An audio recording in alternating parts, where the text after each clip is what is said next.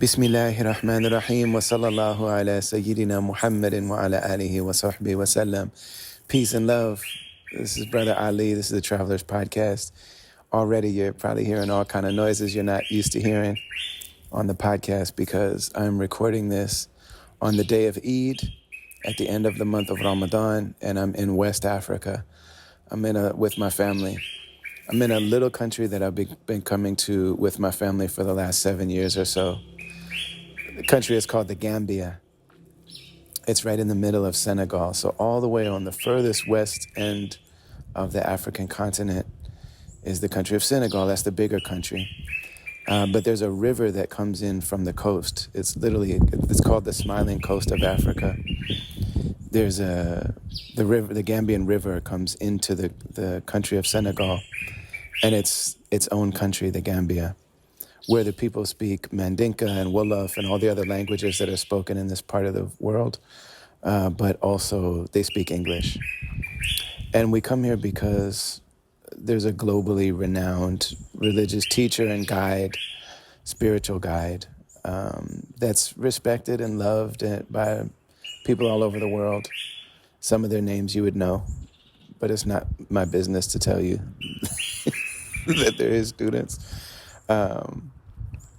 But just people that really just love this man. Some of them are enormous religious scholars. Some of them are artists and musicians and people that are in media and stuff like that.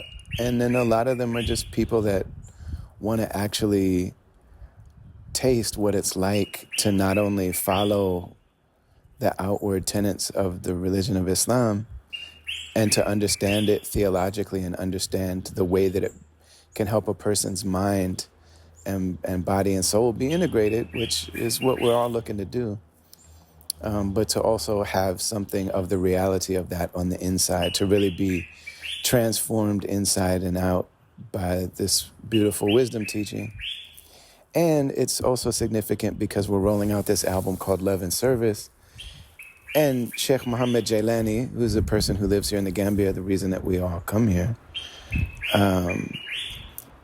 it tells us that whenever we get off track in the spiritual path or in religion or in the things that we do in life, it's so easy to get off track with everything.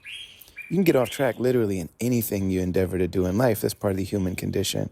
So you can start out with the intention of helping other people, but if you get into the industrial complex of charities, you find out that charities can do tremendous harm, and charities will mess you up if you work at them. It's not easy work. You know what I mean? Assalamu alaikum. Good morning. Charity work can mess you up. You know what I mean? You can get into therapy and be a great therapist. You can be a physical trainer. I had a physical trainer one time mess my neck up. And I ended up dropping a weight on my foot because this was a young guy that didn't know how to teach people like me who weren't very athletic at that time. You know, you can go off track in anything. And you can really go off track really bad in religion. And you have to know that. You got to know that about whatever you do in life. You can go off track in music. You can go off track in anything. Because as human beings, we have the ability to mess up anything. And so Sheikh Muhammad Jailani says, if you always bring it back to the focus of love and service, of like, what do I do as someone who is on this path? Center it around love and service, and it'll be a lot harder to go off track. So that's why we're here in the Gambia, and today is Eid. I'm recording this on the morning of Eid. But, also I have to say something about this country. Among the people that we visit here and that host us here is a man named Haji Kunta Kinte, who's a descendant of Kunta Kinte from the book Roots, Alex Haley's book Roots. Now, a lot of people don't know that Alex Haley's book Roots, he actually borrowed a lot from a book called The African that was written by a white man who studied this part of the world very deeply. And Alex Haley actually lost a judgment, and he had to pay that author. But Kunta Kinte is a real person, and Kunta Kinte is a position in a royal family of Mandinkas in this part of the world, and they're descendants of the Prophet Muhammad, peace be upon him. the Prophet Muhammad's family went all over the world, and they had children, and that bloodline of the Prophet Muhammad himself, peace be upon him, is all over the world. So there's descendants of the Prophet Muhammad that are Chinese and that are, in Yemen, of course, and then there are places that you would expect them to be, but there's a lot all throughout the African continent, and there are some in Europe as well. So there are people that you'd look at and say, oh, this is a white European person, and they're a descendant of the Prophet Muhammad, peace be upon him. And then, here in the Gambia, West Africa, there are those people. And Kunta Kinte is like a reality in the world. It's like a station. And so this generation, Kunta Kinte, is an elder man who lives here that we just love beyond words. This man is it's like you're looking at literal royalty. Like I grew up in a community that talked about descending of black people in America, talking about descending from kings and queens on the African continent. And, here I am with my wife and daughters who have that bloodline with Kunta Kinte. And to see how real and how serious and how true that is, and how beautiful the people are, and how whole they are, how human they are, how wise they are, how simple they are, and how intelligent they are. And just their spirit is just beautiful and good. And you can come here and you can learn to become a human being. You got to get away. Honestly, I'm just going to say it as real as I can. You got to get away from the European tourists, a lot of them. Because, unfortunately, all throughout Africa and all throughout the non-white world, and even in places like Russia, it's anywhere where where there's a big difference in wealth, where there's a wealth gap, people come and they want to act like kings, and sometimes they come with a predatory kind of mindset. So the first year we stayed in a touristy kind of area because they had nice hotels, and we said, nah, we won't be doing that again. But so if you do come here, I recommend trying to connect with some local people and trying to get away from the touristy area. But that's true anywhere you go. But these people are so beautiful, and this land is so beautiful. Having our daughters here is really important. And they're world-class scholars of Islam. I mean, these are not, when we say simple, we don't mean that they're like not educated. Like, these are people who speak multiple languages with mastery. These are people who have memorized the entire Quran, who have memorized, centuries of, learning poems, what they call didactic poems. Really beautiful, beautiful. Today is also the Eid that I'm recording this, and you can hear it would be easy for me to do a whole episode about just what's going on with me right now, and maybe I will, but I'm not doing that right now. Before I left Istanbul to come here, we recorded a conversation with somebody that I'm really happy and feel really fortunate to share with you. First of all, I'm grateful to just have him be part of my life and my work. He's not a name that you're going to know automatically, but if you know me and you know my friends' musical work, you know him. And his work might be in your home, in your music collection, and in your hands and in your heart. His name is Alex Everson. We call him Al. Alex is a person who has been at the helm of the creative process of the packaging and the artwork for Rhymesayers albums. So one of the things that Rhymesayers is most known for is just having artists that love the culture, feel very deeply reverential towards the culture. I mean, obviously, MF Doom put out music on that label. Alchemist and Evidence and Dilated Peoples and Freeway, along with the roster of artists that's most closely associated. First and foremost is Atmosphere. And then, this guy here, Brother Ali, Aesop Rock, Sa Rock, and the list goes on and on and on. Musab and I Self Divine and Los Nativos and Jake One and just all of these really beautiful, incredible artists. Well, one of the things that Rhymesayers is known for is that their packaging and their artwork is second to none. I would say that as a label, you could put them next to any hip hop label, and I think they're the best. I just believe that they're the best hip hop label to ever do it in terms of their artwork, and it's part of the love that they have and the kind of holistic approach to the art, the artist, the culture. It's just really, you can feel it, the same way you can hear it in the music, the same way you see it when you go to the shows. It's like these are people that give you a show. These are people that give you an experience. You know, you also feel that when you hold Rhymesayers music in your hands and their merch and everything. And Alex is the guy whose job it is to really, I don't want to say oversee it, but he is the main servant of that mission. I think he would probably be happy with me saying it like that. This is the one who talks to the artists and gets the ideas and helps execute and just really serves the project until, from the idea phase until it's sitting on your shelf. And just the beautiful, beautiful things that he's helped bring to life.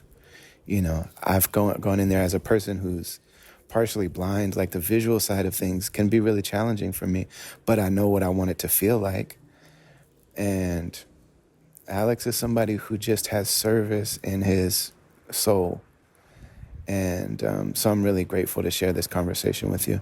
We're brought to you, as always, by the Zakat Foundation. During the month of Ramadan, Zakat Foundation has been sending meals into the people, like delivering, not just sending, but people on the ground in Egypt, bringing food to the people of Gaza and also feeding them in camps and things like that.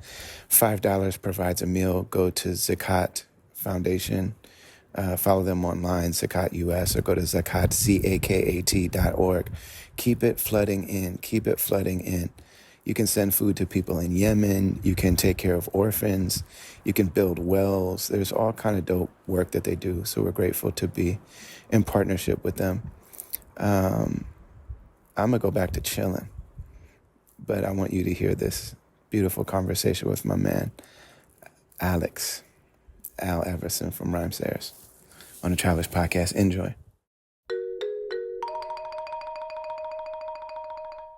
Okay, so we got to find a place to jump in. So what is the new A$AP Rock record packaging? Like, just take me through what Yeah. that thing actually is. So what that actually is it's an actual circuit board that is built into the front of that jacket, and it activates some LED lights that flash in like a specific pattern that we set up and do specific movements, and then as well has like a little built-in speaker to it that plays a song that's exclusive to the packaging itself. It doesn't exist anywhere else. I'm sure somebody will rip it and put it on the internet, but the kind of idea was that it will only exist in this physical format, so people can't have it any other way. So the idea behind that was kind of through the title, integrated tech solutions. And the thing that just sparks easily was, how do we integrate some tech into the actual package of this thing? Initially was kind of thinking of like those greeting cards that you open and a song Yeah. plays at you, Yes. you know? Okay. And Or like a fart sound. or Like if I you get the naughty ones at Spencer Gifts, it'll be like. yeah, exactly. And I was like, I know there's something that has to exist out there. And I remember also being a kid and like seeing storybooks that would have like die cut holes that had like some lights and they'd flash as you flip through like these big cardboard pages. So I knew there was some sort of way to do like lights and sounds in some sort of package, just not sure how to fully execute that. But it started with that as an idea. Um, and as the art kind of developed during the process of figuring that out, there was like this cover where there's a circuit board mixed in and a chemistry set and like a rocket and kind of like this mindfulness going on in the corner, and all of these things kind of coming together. Um, we clung on to the idea of like that circuit board and that circuit board look, and how do we actually get like some sort of circuitry into this, and through the graphic artist Coro, who has done artwork on a lot of ASOP projects. Mm-hmm. He kind of came up with this pattern and where he wanted like these lights to flash on the cover, and we wanted to find a way to activate it that wasn't just opening it up like a greeting card. So something that was kind of new and different, and the idea of these kind of two touch nodes that kind of create uh, this circuitry through your body and activate through that, came up. And so we took that absurd concept, kind of threw it out there, showed how we wanted all these lights to flash, how we wanted it to activate. Ian worked on this song specifically to go into the package, which just worked out perfectly. And we just built this kind of custom circuit board, worked with a different jacket manufacturer to develop a jacket that goes around it and encompasses it. And it worked. We were all surprised at the end product. We're like, wow, we were able to build this thing. We put like a frosted translucent window on it, over the logo that kind of lights up and kind of carries out this like glow. And we were all like astounded that this thing actually came to life and worked out as good as it did. And we also just put a couple like the sleeves come out and we made them look like manila folders, kind of like this office vibe. Did a embossment of the ITS logo on there, and like a nice spot gloss on it, and just these other little features in it that kind of help amplify it. And yeah, the concept is just crazy over the top, like those guys like to do. And it all came together. Just we are all pretty astounded. We were able to make it work. So I mean, so okay, you got a new Aesop Rock record. It's probably going to be the biggest release for the label for the year. You know what I'm saying? And you have this amazing idea, and you think it's going to come together, but the whole time that you're trying to have it manufactured and everything, the clock is just running on the record. So what happens? What happens if you try to pull off something like that and it doesn't work out? And has that happened to you? Like, have you come with one of these ideas before that you're hoping can come together and then it just tanks? Absolutely. That's kind of the risk that you do take, and why it's so important to kind of get those initial steps in process, sometimes even before a record is fully finished and ready. Mm-hmm. If there's really, it's a lot easier with albums that have like a really strong theme behind it, Yeah. to develop something that's specific to it, um, and kind of start those conversations early, a lot of times before the music or the album is even complete. Because the one thing I think, as you know too from experience, is artwork takes a long time. It always ends up going a lot longer than what you expect, Yes. and it's really difficult to schedule. It just kind of is ready when it's ready, and you can't rush it, and things come through. And sometimes you have to make sacrifices to get it all the way there. Sometimes you're willing to push off the release of the project, to get the artwork perfect. And it's always the most difficult part, I think, of getting a record ready for release, is nailing down the artwork and all the components that go with it. Yeah. So the investment is always kind of a risk. If you do something completely custom, you got to start really early in the project. It takes a long time to build out, to test it. There's definitely been times where things just, you kind of weigh them out once they get to a certain point, and you decide what the most important part of the project as a whole is. Is it to get it out by this release date? Is it to have the artwork perfect? Is it to do this cool new thing? Or are there some sort of, middle grounds that you can kind of come to an agreement on? And it just, it's different project by project. So What are the things that you've tried to pull off and they didn't come together? Like, is there one that stands out? I'd probably have to think a little bit on that. I know one we initially had a concept for, and it was before I kind of took over um, as doing a lot of the production and artwork. But I was an office assistant, I think, at the time, and I was working with the person who did all the production and artwork and packaging at the time, kind of learning the ropes. And that was actually during your project, Morning in America. Hmm. I was kind of tasked with this idea we had of figuring out how to make the flag kind of wrap around the outside of the package and kind of have this reveal of yourself and that album cover with the way it was laid out. And at the time, we tried it, I think, 100 different ways. I mean, I think I had a whole crafting station open trying to figure out how to fold this thing, cut it, wrap it, do it right. How do we manufacture it? How do we find the right manufacturers to kind of create this idea of a flag that wraps around the case, is structurally sound, can fit with the component, not get lost, and then fold out into this piece of artwork.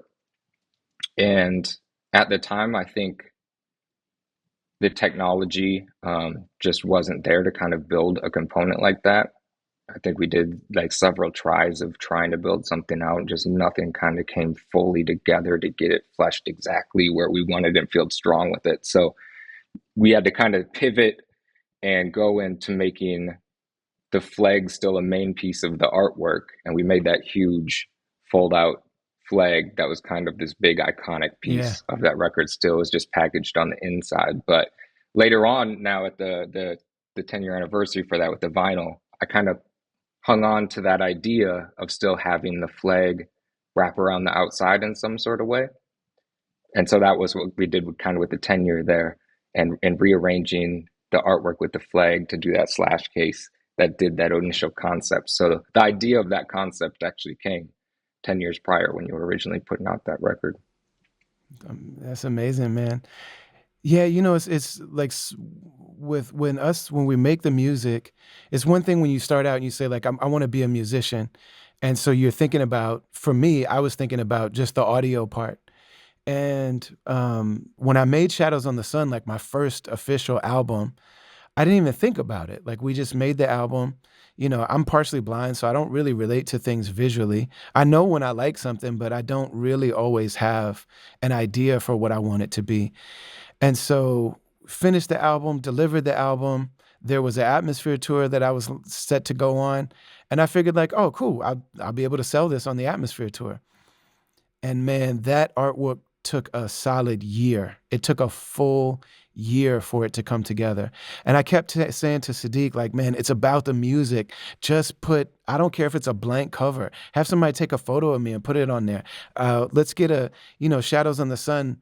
I went to the library and I took out this book of like eclipses and all kind of things like that. I was like, just put one of these on the front with some words, man. And he was really fighting that, like, no, this album, people are going to decide what they think about your album the second they see it visually, the second they hold it in their hand. It's got to be right. Um, and so we had the idea of a painting. And so he actually had I Self Divine, Shaka did a painting for it. And, it was like, yeah, this is cool. But Sadiq was like, this isn't it. And I just remember it taking so long. It was driving me absolutely crazy. And I'm just sitting there like I'm a broke artist working a job, just waiting for this music that I know is great. And meanwhile, literally a full calendar year went by while we were waiting for this thing to come out. And I'm like, man, everyone else is dropping new music. You know what I'm saying? Like all these other indie artists, Merce got new projects coming out. The time that I was supposed to go on tour, Atmosphere already was about to drop another album after that. And I'm like, my music is just sitting here getting old in my mind. But Sadiq was really, really fought for it. And then he ended up having George Ewok paint the things that ended up being the album cover. And as soon as I saw it, and as soon as I held it in my hand, I was so grateful that he had insisted on making sure that the packaging came together the right way. And I think he actually designed it himself, if I'm not mistaken. And But like, man, so for that, for the cover to come together, it was the first time that I really, really fully grasped what that meant. And then also just how much of the journey of an artist is about not only having the right idea, but being able to execute it. So hearing you describe what there's so many times we have ideas for songs, or we have an idea for a beat, or we have an idea for a collaboration, or in our mind, it's like, yeah, I got this song in my head and I just can't, the idea of manifesting it and actually, executing it is such a huge process, man. And so what you guys do with the process of bringing these records to life in a way that makes them visually, presentable, that really helps bring an artist's vision to life in a physical way is really incredible, man. And I think it's one of the things that Rhymesayers does best, honestly. You know what I mean? So for you, and I want to talk more about these projects, but what was the point where where you realized that music had this important place in your life and in your heart? Mm. Um, I would say at first it really was actually film that I was attracted to as like a little kid. Mm, It really was like movies and stories through movies and living an experience in life and learning a lot um, from film. And that was kind of like what I say is my first passion in life. Um, it taught me a lot, and and that's kind of my first experience with just really becoming obsessive with the art form. I grew up in the suburbs. There wasn't a lot to do, and going to the movie store and just kind of going down through the racks. It was like a sense of community, you know. That's where people kind of gathered. You'd meet people there. You'd run into people you know, your neighbors. You'd talk about what you're watching, um, and I just liked hanging out there. And even then, it was looking at the cases and the artwork and reading the backs and getting that vibe for it and picking a few. And I think overall, film kind of felt like a world that was impossible to get into. Like I had this idea of wanting to be a film director, but Hollywood and directing and stuff just seemed like this impossible, far off world, which it kind of is. And I'm so glad that I did not get into that world because that is not me or my personality, I think, ultimately. Um, I started to kind of get into music a little bit later. My introduction to that was just kind of the music my parents listened to and records around the house. I think how most people first get into music. I really gravitated toward um, like Marley and the Grateful Dead, and it was really Dylan that stuck out to me. mm, That was kind of like my first person I became really, really into and gravitated towards, and I think it was like his rawness. It didn't sound like anything that was like perfected. His messaging was something that was super important to me, and I was cared about even like the messaging of films. I was like films that were about real people, real life experiences. Even as a kid, I wasn't very into like fantasy and things like that. I was more about the human experience. Um, there's those times in life when you can just remember something extremely clearly. Like you don't know it's important to you until way down the mm-hmm, line, but then you can go back to that moment. You can see it so clearly in your mind. mm-hmm. And I remember going to like the movie store, and I remember picking up the movie The Hurricane. I don't know if you Oh know yeah, Hurricane who Carter. Reuben Oh Carter is. yeah. Yeah, yeah. And I picked that up. I remember watching that with my dad at the time. And it was something about that story and that film that just like impacted me on a deep, deep human level. Um, and I remember just my mom was out of town. I remember her calling, and I was like, "Oh my God, I'm watching the most amazing movie. You got to see this when you come back." And there's something about that movie that just really spoke to me as character. Learning a lot about the world at a young age through that movie, and just like things that I always felt like they were there, but it was kind of like confirmed, and it really hit me. And then that combined with the fact that I was such a Dylan fan at the time, and Dylan made a song about Reuben Yes, he Carter did. called "The Hurricane" that became one of his um, famous songs. And I remember going out and I went right away to buy the book. My mom took me to buy the book, The 16th Round, that he wrote while he was in prison.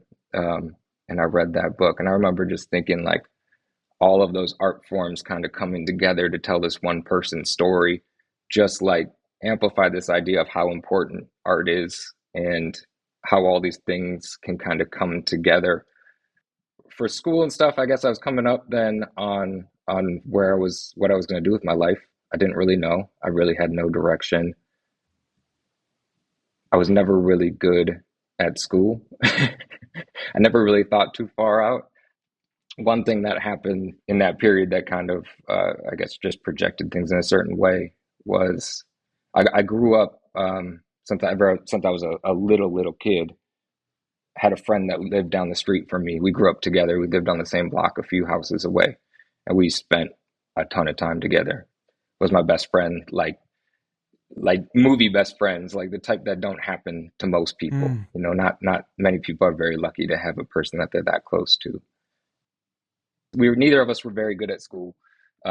He kind of wanted to be a chef at the time, and we just had like these plans of kind of maybe leaving to the West Coast or a new city to just kind of live life in the city together as two people figuring it out. You know, always had the dream of wanting to live in the city, and I was really looking forward to that. Thought that would be enough of a life path that you'd figure out life together in your 20s. When I was 15, he ended up actually passing away. Um, and he passed away with his girlfriend at the time. And that really changed things. That Mm. just like, it was, it's hard to put into words like what that did or what that felt like as far as even thinking about things, you know, my life moving forward and losing somebody that young. Yeah. He was 16, she was 17, and it just kind of, I didn't really have any focus or direction or know what I was going to do or where I was going to go. And when you're that young and lose somebody that young, um, you don't really know how to think of that or how to accept that. Yeah. And then to think about like this life that you kind of envisioned. Um,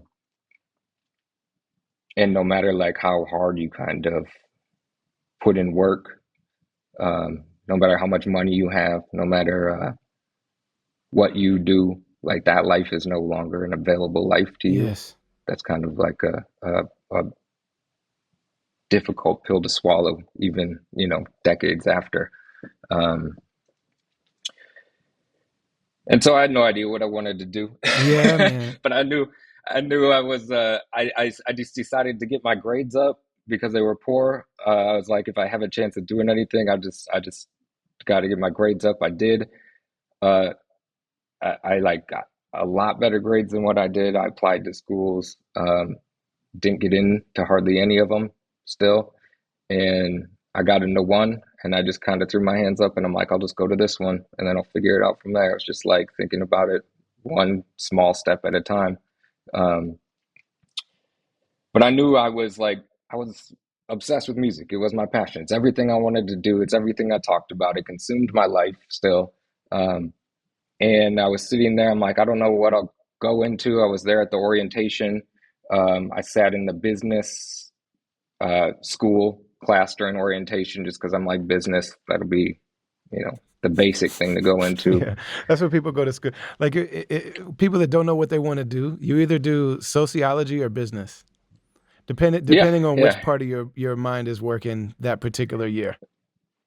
absolutely. That's how you think of it. And at the beginning of that orientation, though, somebody stood up and is like, "We just want to make sure you all are in the right place. And if you meant to be in the music industry, that's a different building and a different spot." And I go, "Okay, I didn't know that was even here." Yeah. What building is that? That Where I got to go for that? Exactly. I was like, okay, I didn't know about that. It's kind of an accident that happened. Mm. And so I was like, I'm gonna go check that out. And so I went there and I was started looking into that. I'm like, okay, there's a music program here. I just happened to be here. So I'm like, this is clearly what I want to do. I have no idea how a suburban kid from Minnesota is gonna get into the music industry. That sounds impossible, like especially in the hip hop world. Like Minnesota was kind of just upcoming in the scene, and it still felt like that wasn't a thing to me. Like it was an impossibility. Hmm. Like Minnesota hip hop, it was New York or it was LA, Yeah. basically. Um, but I just decided to kind of go for it, try it. Um, and during that time, I was just looking for anything that was of importance to do, Y- basically, Yeah. with my life. I just knew I wanted to be of some sense of importance to anything, you know, um, to have an important message to what I do with my life was ultimately the goal. I started to get into idea and abilities. Somebody showed me the ENA record, and I'm like, again, just one of those things where I'm like, the sound of this, the Like, voice, what is what am this? I The listening to? turntablism. Yeah. Yeah, especially because you're Yeah, I listening to was, Mikey rap and then suddenly someone is scratching his actual vocal track. It's just like, what yes. is happening in my ears right now? Yes, and it blew my mind. And I just, after hearing that, I took a deep dive into what Rhymesayers Mm. was. I remember going to, this was back, I remember finding on the internet the store. I remember it's just like a orange template background. They were selling like maybe 20 CDs on the site at the time and a couple shirts, and that was about it. And I was buying everything. Every time I would get a paycheck, the extra 20, $30 that I had, I'd just buy like three CDs and I just get three new CDs to kind of study and listen to. And that's how I actually got Shadows on the Sun for the first time. And I got like the coup, pick a bigger weapon, and I got all the Face Candy records, and I just started diving into literally everything that was available through Rhymesayers because it was so interesting to me. Like it was so much vastness in what they were doing in the genre, Hmm. so much experimentation, and I was just like a sponge soaking up all of this music that I didn't know was possible to exist. And I got an email that stated they were looking for people to be part of the street team. And I applied for that. And I heard back from Kevin on that. And he let me be on the street team for a long time. And my first package came in the mail, and it was the Undisputed Truth. Mm. And I opened that up, I pulled it out, and there was a shirt. And the shirt said, the truth is coming on it. And there's flyers and stickers in there, and there's a copy of the CD. And I remember pulling that CD out, and I was just like, it's weird to think about it now because I'm like, the first thing I was like, the packaging on this is crazy. I'm like, this feels like really upscale, out there stuff, and to come from like a local scene Yeah. and have that be so close to home and look so dope. And I remember they came with a DVD, I think, and I popped in the DVD first, and I watched.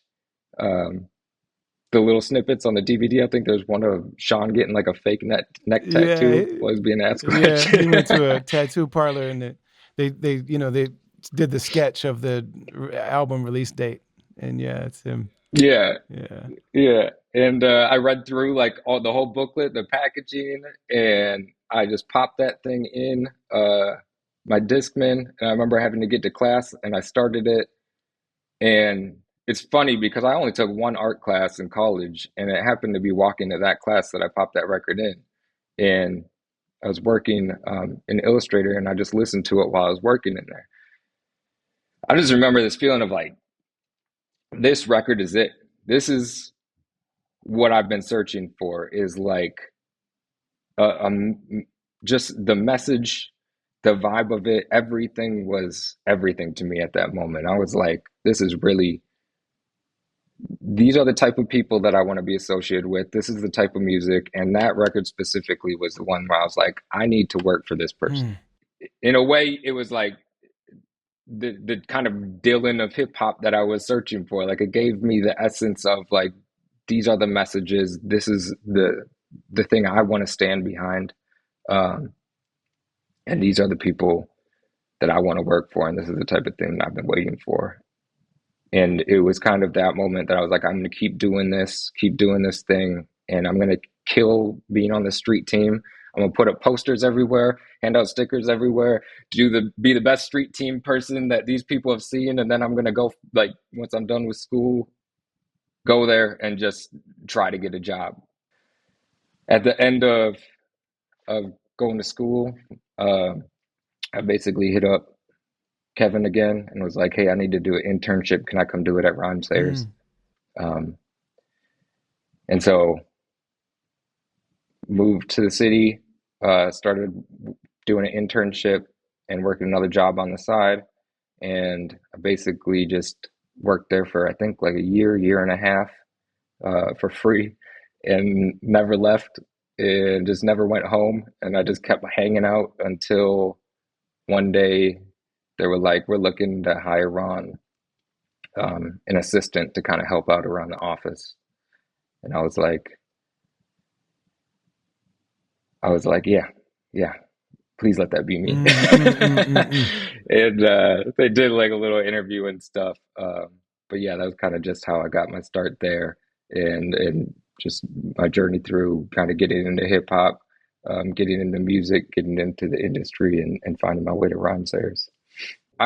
So my internship started in 2009, 2010, right around that transition, and I was just folding shirts, sweeping floors, doing random stuff. And then in that assistant position, I was kind of helping out between three different people, which was the head of touring, head of kind of artwork, production. Um, he also doing like finance and way too many hats for one single person to do. Mm. Um, and then the CEO. And so I was kind of split just doing small jobs between the three of them, whatever was kind of available at the moment. And I think at the time there was a little bit of we need somebody in the touring space, we need somebody in the production space just to help with this ordering and um, arranging artwork and production and things like that. And so I kind of just naturally got pulled into the production and artwork space. I think part of that too was they never really asked me to do this, but it was a need, Mm-hmm. which was like just doing at the time, social media was still fairly new as far as like integrating it into Yeah. business and and how to utilize that and do it. And so there was this big need for content creation that started for things to post, and it was mostly just static images and things like that. And there was no one. um I mean, the internal artwork for flyers and ad mats and stuff was just kind of chopped up among the staff, and there was no like dedicated person to that. So I kind of just started whenever there was downtime creating artwork and content, things that were needed for social media posts, ad mats, and production on the side. I was learning how to put in orders. I was learning everything about the packaging that was happening at the time. Mm. The Freeway project had come out, which was just this crazy Yes, I was going to packaging. ask if you had anything to do with that one. So just to stop for a second. All right, so this was the first time that somebody came from the official hip hop world. Like this, like Freeway was directly on his first album was on Rockefeller. His second album was between Rockefeller and G Unit. And then the third album was on Rhymesayers. And Jake One is somebody that comes from our world, but also, had just produced, he was working with 50 Cent and Mary J. Blige, and like there was all of this like big, like this was the first time that this ever happened. So when these guys came in, Hmm. they brought in, I think Sky had the idea maybe to call Brent Rollins, who's like iconic. Like he designed the logo for Boys in the Hood. He designed a lot of the most iconic hip hop logos of all time. So the idea was like, we're going to bring him in. So they did a thing called the stimulus package. For people who don't know this, they made an album called the stimulus package, where the CD cover was actually a wallet, and Mhm. the liner notes looked like money. And so you would like pull out things with like Freeway's face on it. Like it was designed to look and feel like a wallet with money inside of it. And at that point, I mean, that was probably one of, if not the most creative hip hop packaging, projects that I've ever seen. You know what I mean? It was, Absolutely. so that was one of the early ones that you had your hands in, huh? That one I did. So that was like I came in the door at that Okay, project. They basically loaded me up with a backpack full of those CDs and posters and told me to hit the streets and go promote that thing. crazy. Like it that so I was walking in like right when that was happening. I did not have a role in the artwork of that. That was all Sky. And I know Sky played a big part of that too. He done some crazy packaging. And that was so cool because the money was on the outside and it had like a band around it Yeah. and then you could pull it out. So that's how it was packaged. And then you could pull it off and put it in the wallet. Yes. And the wallet even came with a credit card that had the instrumentals on it as like a download. And it was over the top. That's one of the best packages I've ever seen. But that was kind of like my introductory project, but I wasn't yet in the seat of doing art. But that was the first thing that I saw there where I was like, So whoa, that was the bar. this So is the you're crazy. coming in the door, Yeah, and that's the bar. Just the absolutely. most creative hip hop packaging up to that point, probably. That's amazing. Yes. That's amazing. And I know that Sky like put that idea into every project that he's worked on is just like how do we amplify these things? How do we make them cool? How do we make them unique? So he was kind of like my big mentor during that time and teaching me all of those things, even as far as like the language of how you break down how to talk about these things, Hmm. from the printing styles to the colors to all of these things. He really taught me all of that. And there was definitely mistakes along the way that I made, figuring all that stuff out. That was like the first project when I walked in the door, and he kind of taught me from the few projects that came in that time period, and then I kind of just fell into that production art role. And my first official role outside of being an assistant became production manager, and it was basically to figure out how to get the artwork in and done, format it to a physical piece, and get that ordered and in the door. Along with that was also kind of merchandising as far as t-shirts and hoodies and all the stuff that went on the road too.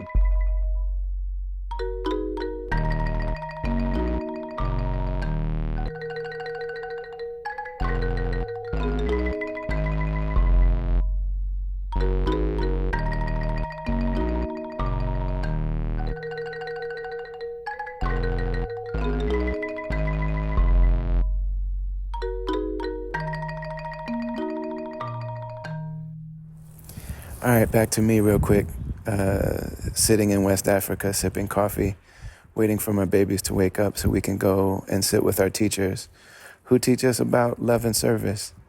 And we have a new album that we're rolling out called Love and Service. If you've been seeing these beautiful animated videos, this is an album that I made with somebody that became a dear friend of mine named Unjust. His name is Justin. And for years he went by Unjust, and he's slowly making the transition to being just, because that's what he is. He's a just, beautiful, balanced person who loves justice and loves people and loves art and loves culture. And we made an album called Love and Service, and it's really dope. It sounds like what it is, which is, him in a pandemic sampling children's documentaries and informational films from the 60s, 70s, 80s, and me in Istanbul trying to get set up, building a little studio of my own. So we just kept it very analog sounding. So the sound is what it is. We love the way it sounds. It sounds like that on purpose, just so you know that. But the feeling and the intention behind the songs and how they came out. Also, Rock Marciano is on it, killing it. one of the biggest guys in the underground. I can't believe he did that for us. I think it's because he loves Just so much, but he does respect your brother here, so that's nice too. Also, Aesop Rock kills it. It's like I hollered at my favorite underground artists, my favorite independent artists that I think are should be in people's top five. That's what's more interesting to me than who your top five is. Who's your top five that's not in people's top five but should be? And for me, that's a lot of these guys, a lot of these people. Rock Marcy should be in people's top five. Casual is on the album from Hieroglyphics. He should be in people's top five. Aesop Rock should be in people's top five. Quelle Chris is on the album, same thing. So I got some of my favorite artists on this thing. And it's beautiful, and the vinyl is super beautiful. At least that's the way it's designed, and all the mock-ups and the test pressings and everything. We're still waiting for them to complete the manufacturing. But if you go to brotherali.com, you'll see the vinyl is there. The CDs are almost, I think by the time you hear this, the CDs will be sold out. But there still is vinyl there, the deluxe vinyl. And it's pre-ordering now. So head over there and get that. And know that this is a really, really important chapter in my career, in my life, in my musical work. And also, it will eventually be a film because Unjust, who is the producer, is also an animator illustrator. And he's done these really beautiful videos for each song. So once the whole thing is done, once all the songs are done, it'll be a 40-minute animated film.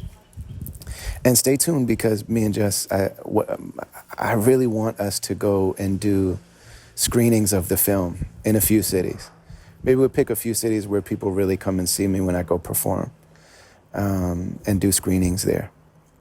Would you come to that? If we did screenings of the film, would you come? Would you come, like, sit and watch a 40-minute animated film and hear me and Jess talk about it, and maybe we'll perform some of the songs? Is that something you would come to? What if it costs like $30? Because it might have to in order to cover all the expenses of everything. But that would be super dope. Maybe that's something we'll do together. Anyway, go and support this album, please. And thank you. Back to the conversation with Al from Rhymesayers. So what was the first project that you really felt like you had a major role in bringing to life? So the transitional period was a lot of was kind of during Morning in America, the I Self project, and Evidence's Cat and Dogs. Okay. It was kind of during that period.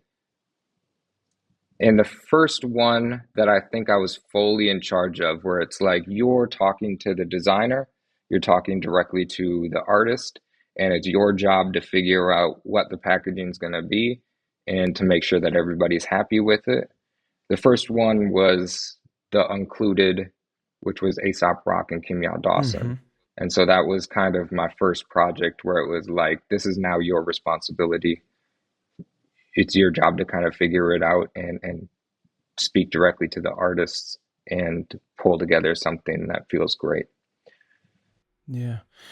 So I'm just trying to think about the list of artists that you've worked with. Like, so you worked with Aesop, you worked directly with Aesop, you worked directly Hmm. with Atmosphere, Yep. you and I worked directly together. What Hmm. are the other, like, since you've been in this seat, like, who are the other artists that you've worked with directly? So it's all different. The way things come down, the chain is always different. Mm-hmm. And I would say even the way I work with every artist is different. The way that I worked every artist project is different. Mm. I can't say I've ever had the same experience or ever had things come down the line the same way twice. It just never happens that way.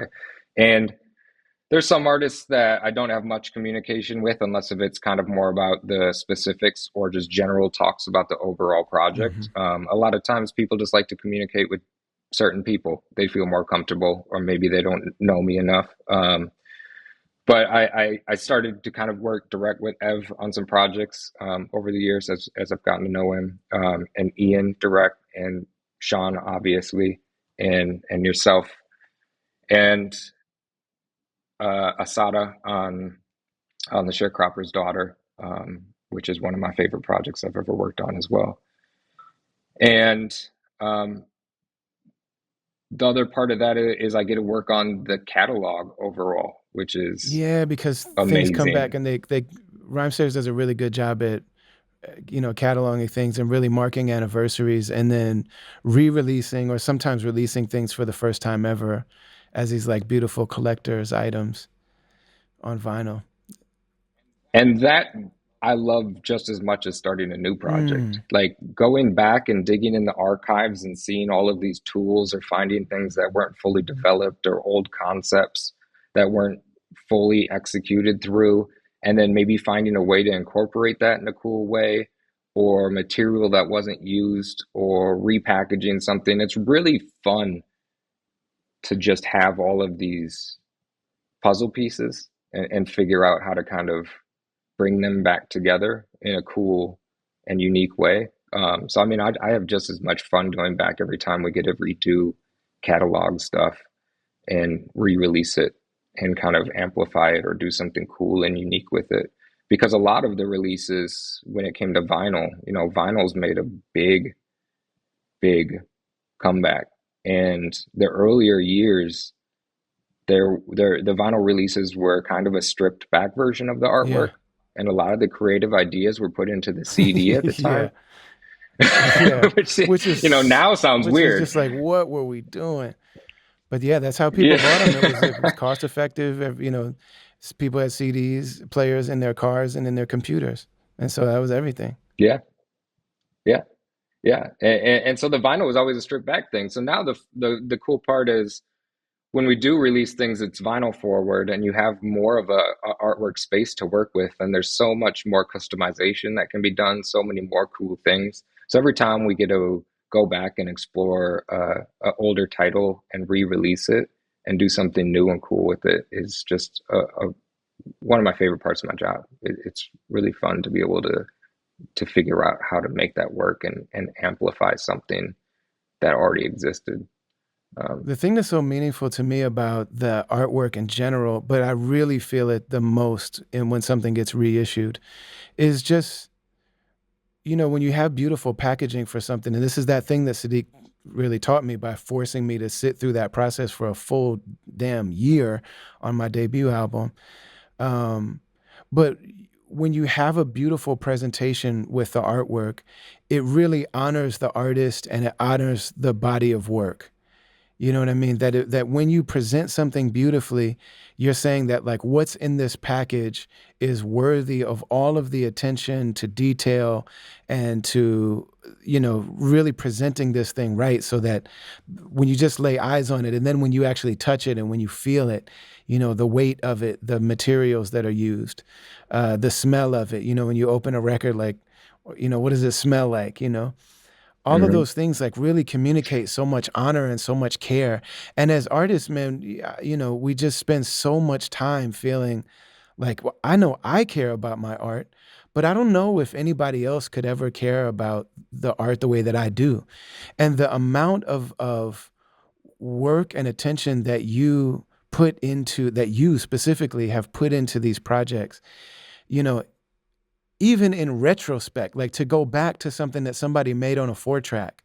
And at the time that that thing came out, it's like, yeah, I know all I have is a 4 track cassette recorder. And I know nobody might ever hear this.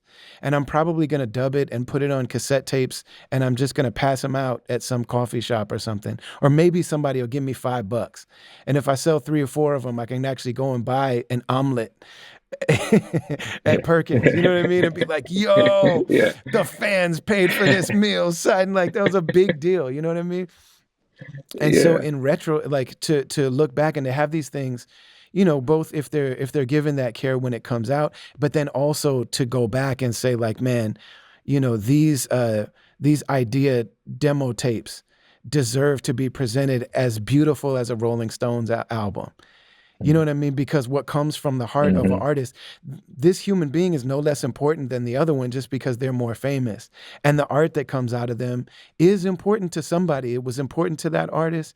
And for somebody's going to tattoo these words on their body. Somebody's going to want this music played when they get married or when they're on their deathbed, or they're going to want to, so just like the fact that the art and the music gets honored that way, it might not be honored by anybody else in the same way.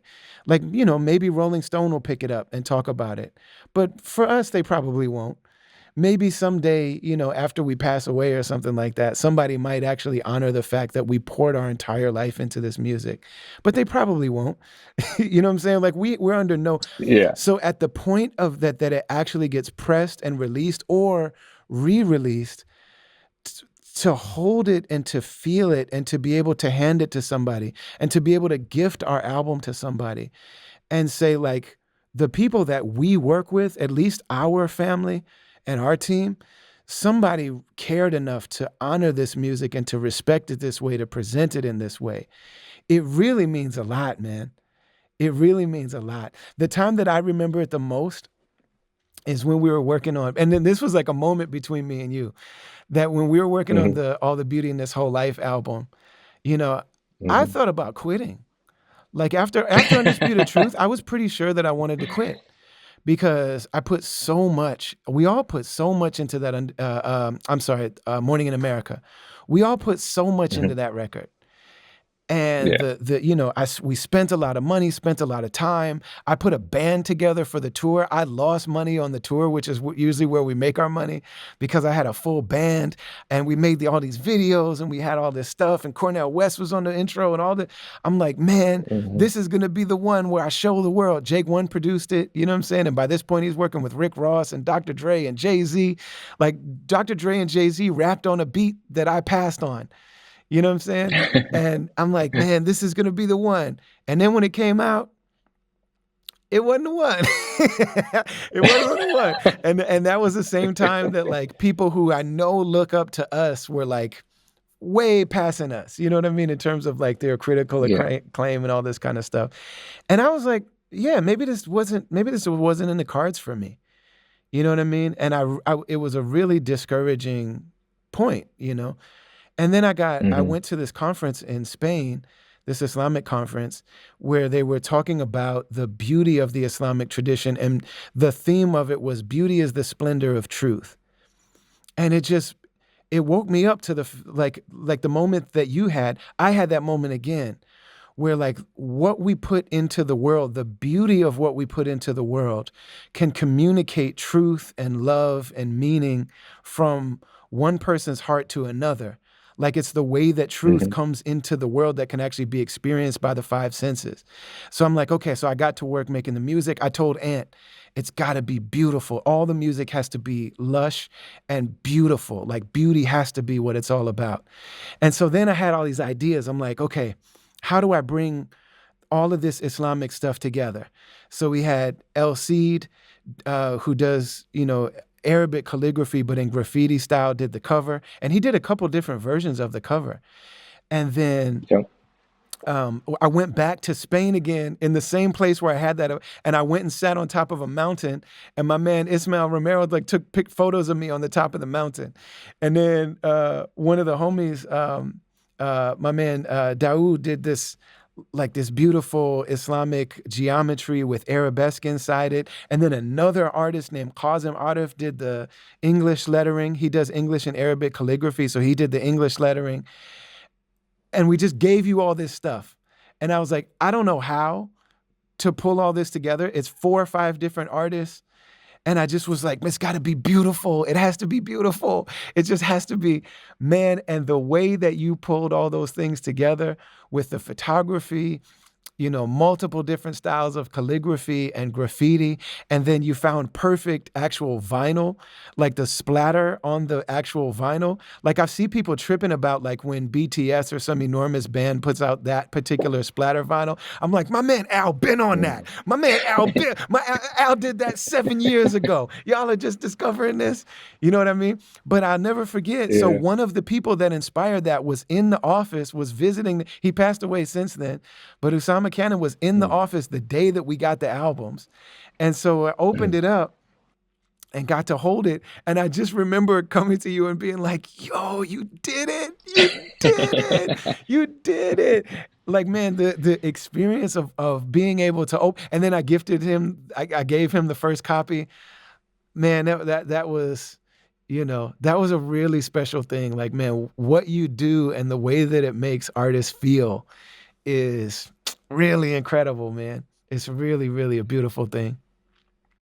That really means a lot. That project was incredibly special to me too, and that was the first, that was the time uh, that I really got to sit with you and discuss that album from like when it was first being concepted Yes. and put together, and hear your ideas and go from point A to point Z in a project with you, and you had the idea set of what you wanted to do, and you knew who could execute it and where those, again, like where those puzzle pieces were.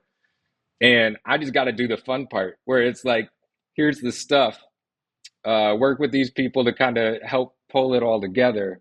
And so that was just such a fun album and fun experience. And that music, you're right, absolutely just encapsulates beauty. And throughout that record, it is like so polished in a perfect way. And that album packaging is still one of my favorites for sure. And we put all the little extra touches on it with like the metallic gold borders on the booklet, Yes. and then Bossman on the front, or the gloss and the Bossman on the front. Um, To and raise the Arabic lettering. yeah, and that is the album title, right? Kind of spun into a circle. Is that right? Yeah, yeah, yeah, With the yeah. It lettering? says El Yeah. Jamal al Mutlaq, which means like unbounding, uncategorized beauty. So yeah, the Mhm. guy that was in the office that day, Usama Kani, he's the one that actually gave me that translation. Like I was like, hey, don't just tell me like the technical Arabic translation of all the beauty in this whole life. I need you to find me Yes. give me the exact phrase. Hmm. And so Yeah. yeah, man. Yeah. Well, that was the first time that Yeah. I I really mean, realized. So, and it's funny because when that album came out, so we started it, in 2015. And then by mhm. the time it came out, it was right after that orange hair person became president of the United States. And I Yep. remember people saying, like, Brother Ali, we need you to make a political album right now. We need you to make a political statement. And I remember thinking, like, I knew the album that was coming was All the Beauty in This Whole Life. And I was like, it's Yeah. perfect. It's perfect. Hmm. Like almost, if we would have had a Morning in America type of album, then maybe it would have maybe something different would have happened. But I'm like, man, for us to be able to say, like, with all this deprivation of beauty going on in the world, the fact that we have the honor of putting something that, at least on the level of intention, was about putting beauty and meaning and goodness into the world. You know what I mean? Hmm. And yeah, and Yeah. that was the first time that I I really realized that you were the person that was pulling all this stuff together. I think prior to that, I didn't necessarily realize that. I was just talking to Sky and Sadiq. Yeah, yeah. I was there for, I mean, a long time. Obviously, like I said, I kind of worked my way up, but for, yeah, a long time, a lot of the artists and stuff, I don't think knew who I was, No. or, No. it was, I was there for a solid 5, 6 years before I really started talking to y'all Yes. and feeling comfortable and getting to know people. And, I would say even for the first 2 years, I don't think I ever went upstairs. Like I was in the basement. Like you were like Harry Potter when he was still being, you were like the kid in the basement, I, just like sit down here and eat your I porridge was. and fill these envelopes. Yeah, it's not a cool basement either. It's pretty dungeony down there. You know what I mean? I mean, yeah, I was folding shirts and getting stuff out on tour and kind of learning the ropes from literally the basement up. Yeah. But yeah, I think it took like 2 years before I even like went upstairs and introduced myself to people. You're like, it's so And warm up here. There's so much light. right?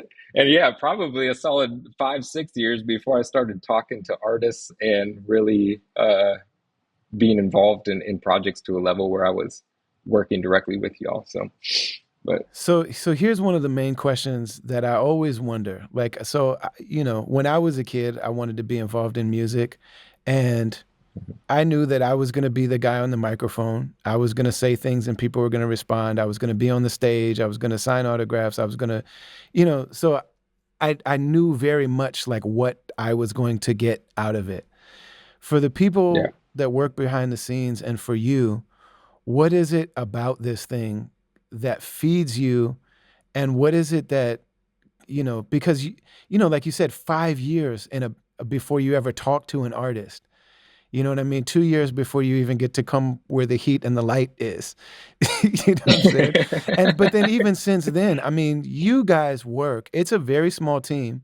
Up until recently, like Mm, only now you guys got I just saw some email where I was like, dude, how many people they got over there? You guys got more employees than artists at this point.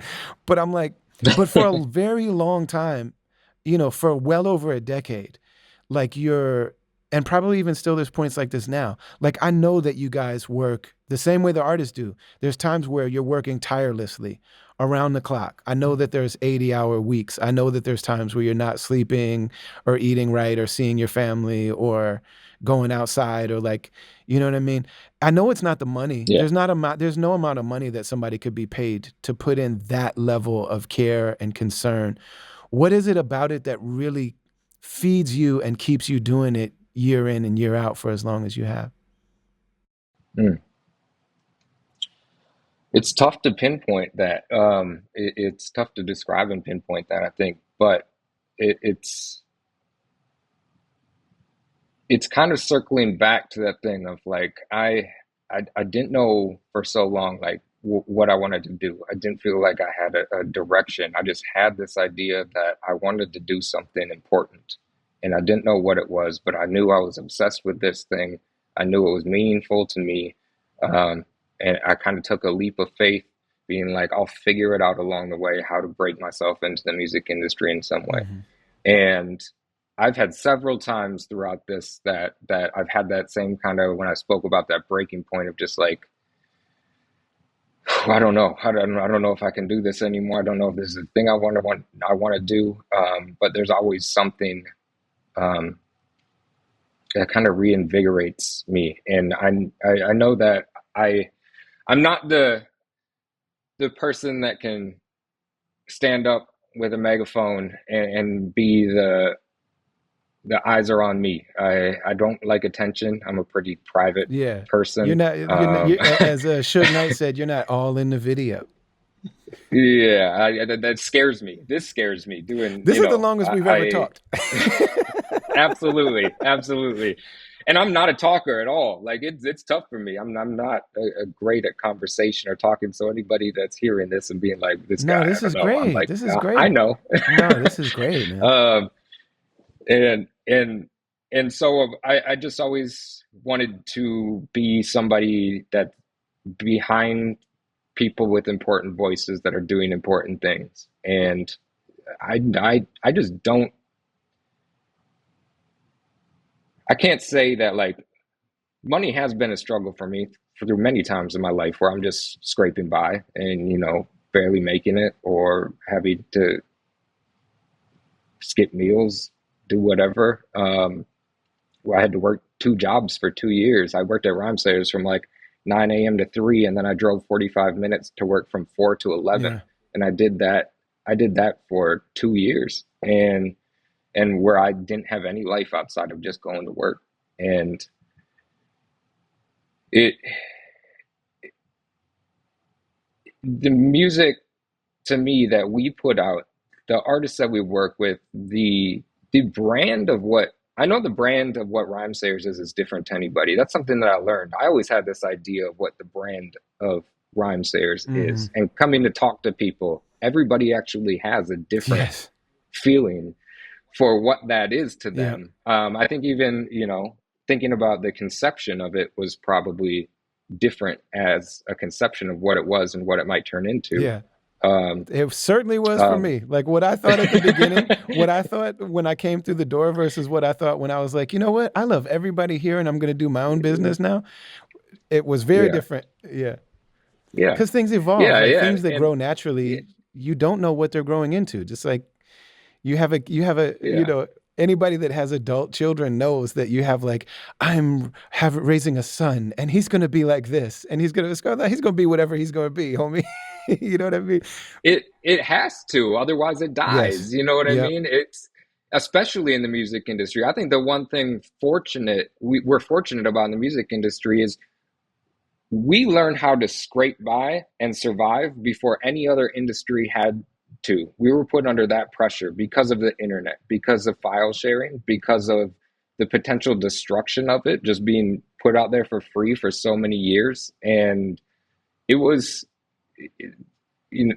people have said the music industry is the hardest industry in the world. And I still truly believe, even with where it is now, that it Absolutely. really is. Absolutely. And and now what we're going to see is all these other industries go through it because of AI.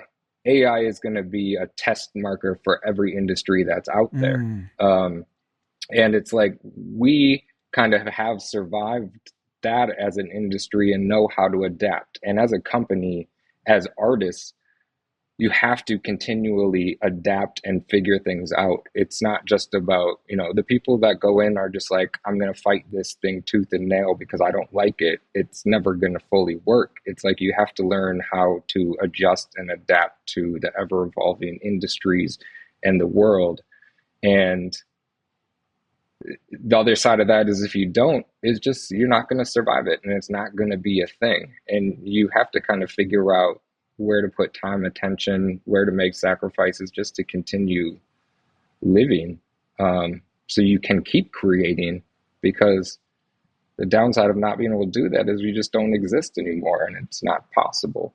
Um, so, but all of that said, the brand of what Rhymesayers is, and the artists that we work for, and yourself obviously being a huge important part of that. That's kind of how I I got by and wanted to continue with it. Is just I believe so much in the message of what we put out, the type of work ethic that everybody involved in the label and all of the artists have, Mm-hmm.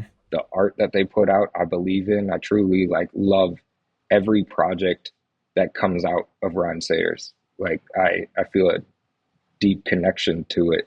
It's like I remember when I first started like my music program, the first thing it said on like the bulletin head was like, if you do this music program, will you get to work with your favorite artists? Absolutely not. You know, and that's probably real. But the fact that I get to and I get to work with people that I've really looked up to and experienced from a fan standpoint too, Yeah. my passion has just grown, and like it's become more than a work environment. Everybody's become such like I'm emotionally connected to everybody, and it is like a very family essence and family vibe.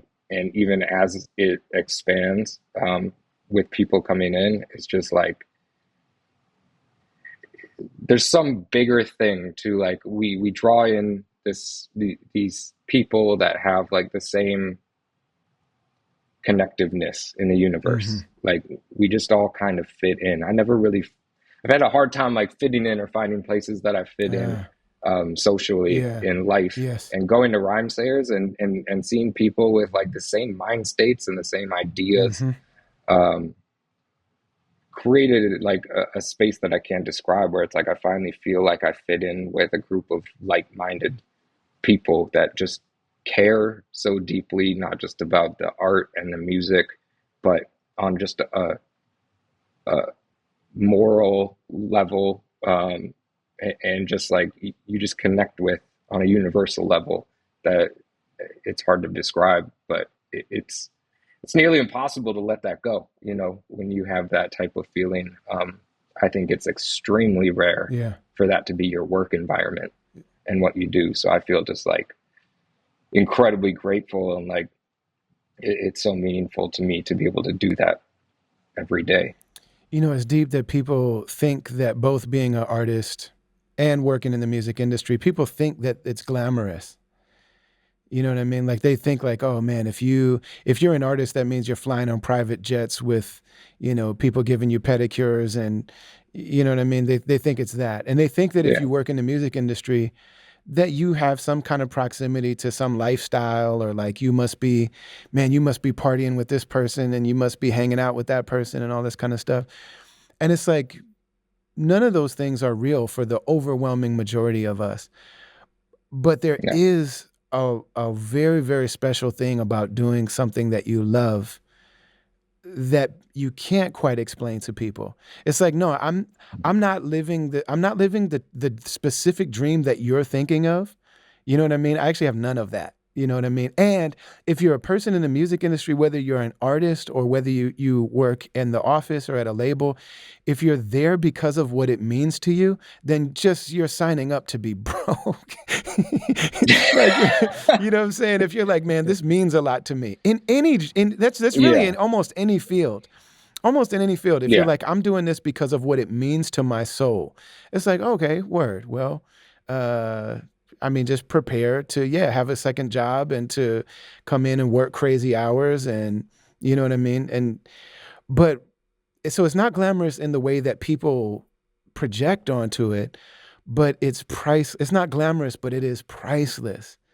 Like when you genuinely Absolutely. are, your stomach isn't always being fed and your mortgage isn't always paid and you don't always have an answer for how the hell are we going to do all of this with these limited resources and time and people and connections or whatever. But like, man, what it does to your soul and to your spirit and to the actual reason for being alive, man, it's you can't quantify that. And not everybody lives like that. Like you have to be a person with a living heart and soul to care about those kind of Hmm. things and to push through, when you're not getting, when you're not getting everything, when it's not all it cracked up to be.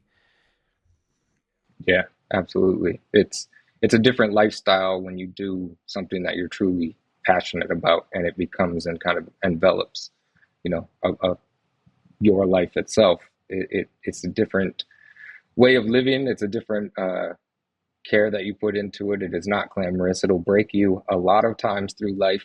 Yeah. But when you keep coming back to it and it keeps building you stronger, that's how you know you're really passionate about it. You'll find very quickly if you get involved in the music industry that if you don't have the passion for it, it is not going to be a place for you. Yeah. it, it's really tough. I remember a friend came through the door once, or somebody that I knew loosely from my past came through and interned for a little bit. And he came in, I think, thinking it was going to be a lot different than what it was. And I think after the first day, he walked in, and I think he maybe had to sweep a floor at some point during the day. And he was like, "Nah, man, this isn't for me." he's like, he was like, he's like, "I appreciate that you could do this," but he's like, "I'm not coming in trying to sweep floors to start out with and stuff." You're And like, I'm like, "All sweep right, man, floors. You know how I that's the, get do you know that that is the it." easiest? Like, man, have you ever like hung off a ladder in a rainstorm trying to connect an electrical sign? Like if you haven't Yeah, almost died for this thing, man, then I don't know what to tell you.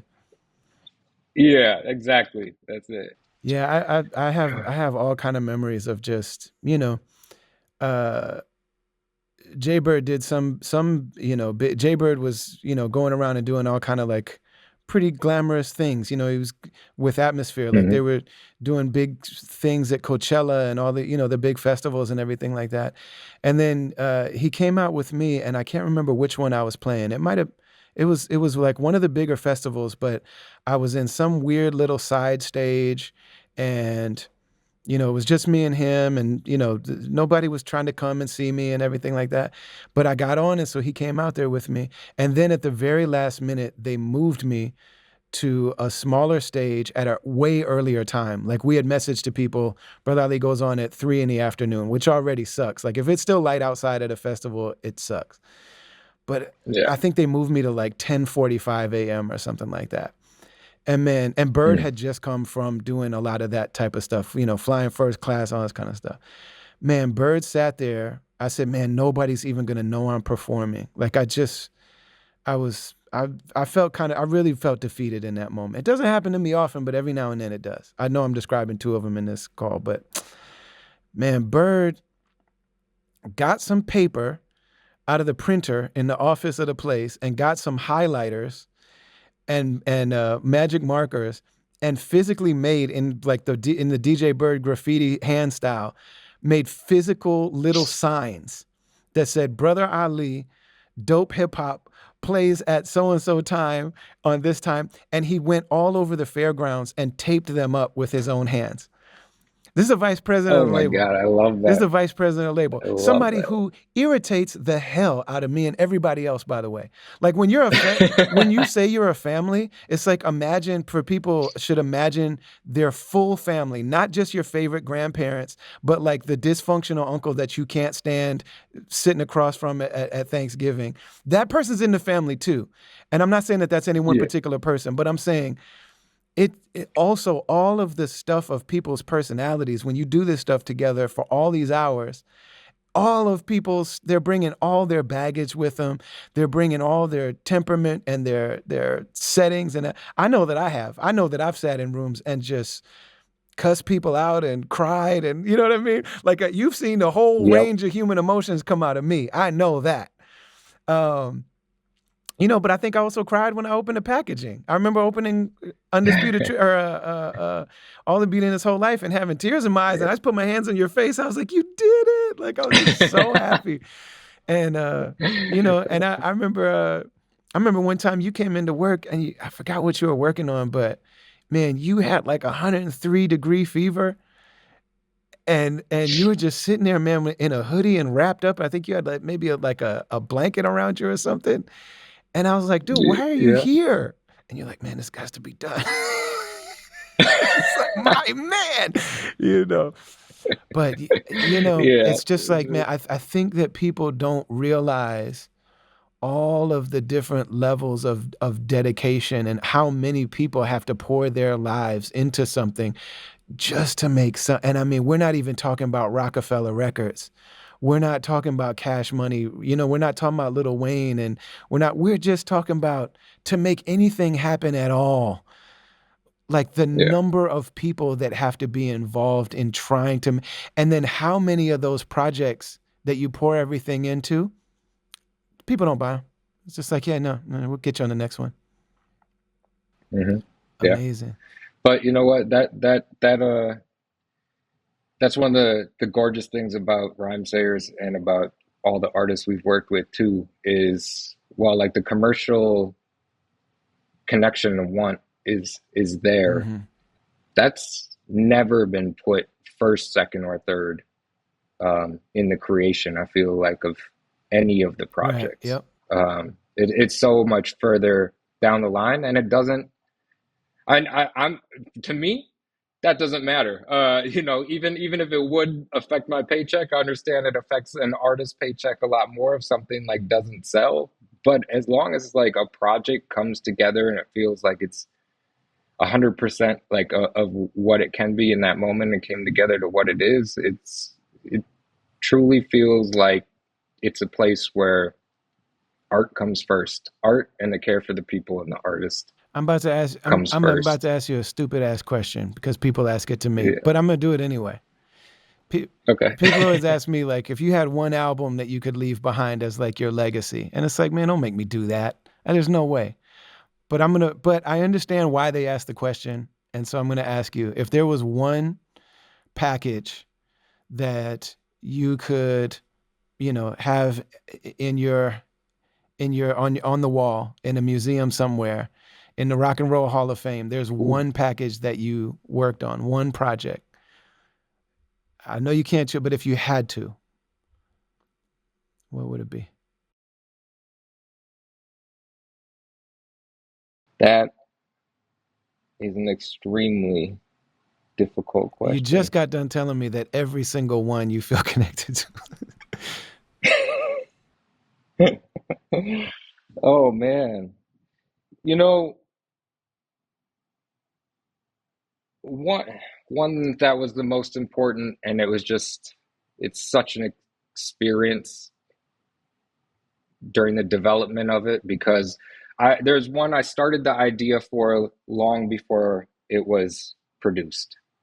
And it was ultimately produced because it was an anniversary that came up. So it's kind of like something I started personally. Like I wasn't even asked to. Mm. I was just like, we need to do this at some point with this record. Um, and then it kind of got shelved, the things go with a lot of stuff coming down the pipeline.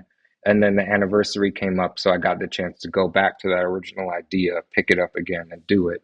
And I love the way that it came out. And it was such a personal experience at the same time was the Firstborn anniversary record that we did. Uh, Um, and part of that was having Mikey's handwritten lyrics for that album and being able to see those and put those into the package. yeah. Um, and there's so many little touches to that. Like with it, I wanted to take everything that we put into a record to make it special and pull it into one package. With that, we had the die cut front, we had the foil stamp front, we had UV printed clear disc that had the cover image kind of on it with the bonus content. Um, we did a really cool vinyl effect that I felt tied in the cover in a unique way. The sleeves all had his handwritten lyrics on it. And when you pull it apart, it really just feels like something special and significant, and it's heavy, and it looks really beautiful. And it went back and reincorporated some of the original art, with like the little fetus that you see on the front, and it has like all these words and clippings that kind of expand off of it as you pull it out of this die cut jacket. And to me, that one was just super special, and being able to work on work on a project that was so special to me, that Mikey, just working with something that Mikey was involved in. Hmm. How beautiful it came out, how substantial it came out. It had all of the bells and whistles put into one thing. And I just, every once in a while, I'll go pull it off the shelf and just dig through it again, just to be like, look at it. And I do that with a handful of records, but I'm just like, man, I still enjoy, even though I know like every little piece of this record, I still enjoy just pulling it out, pulling it apart, giving it a listen, and like experiencing it from the consumer standpoint too, looking over all the notes again and reading through everything and picking out little things about it. And so I would have to say that the Firstborn anniversary was definitely one of Man, those. that's a great answer. I couldn't imagine a better answer.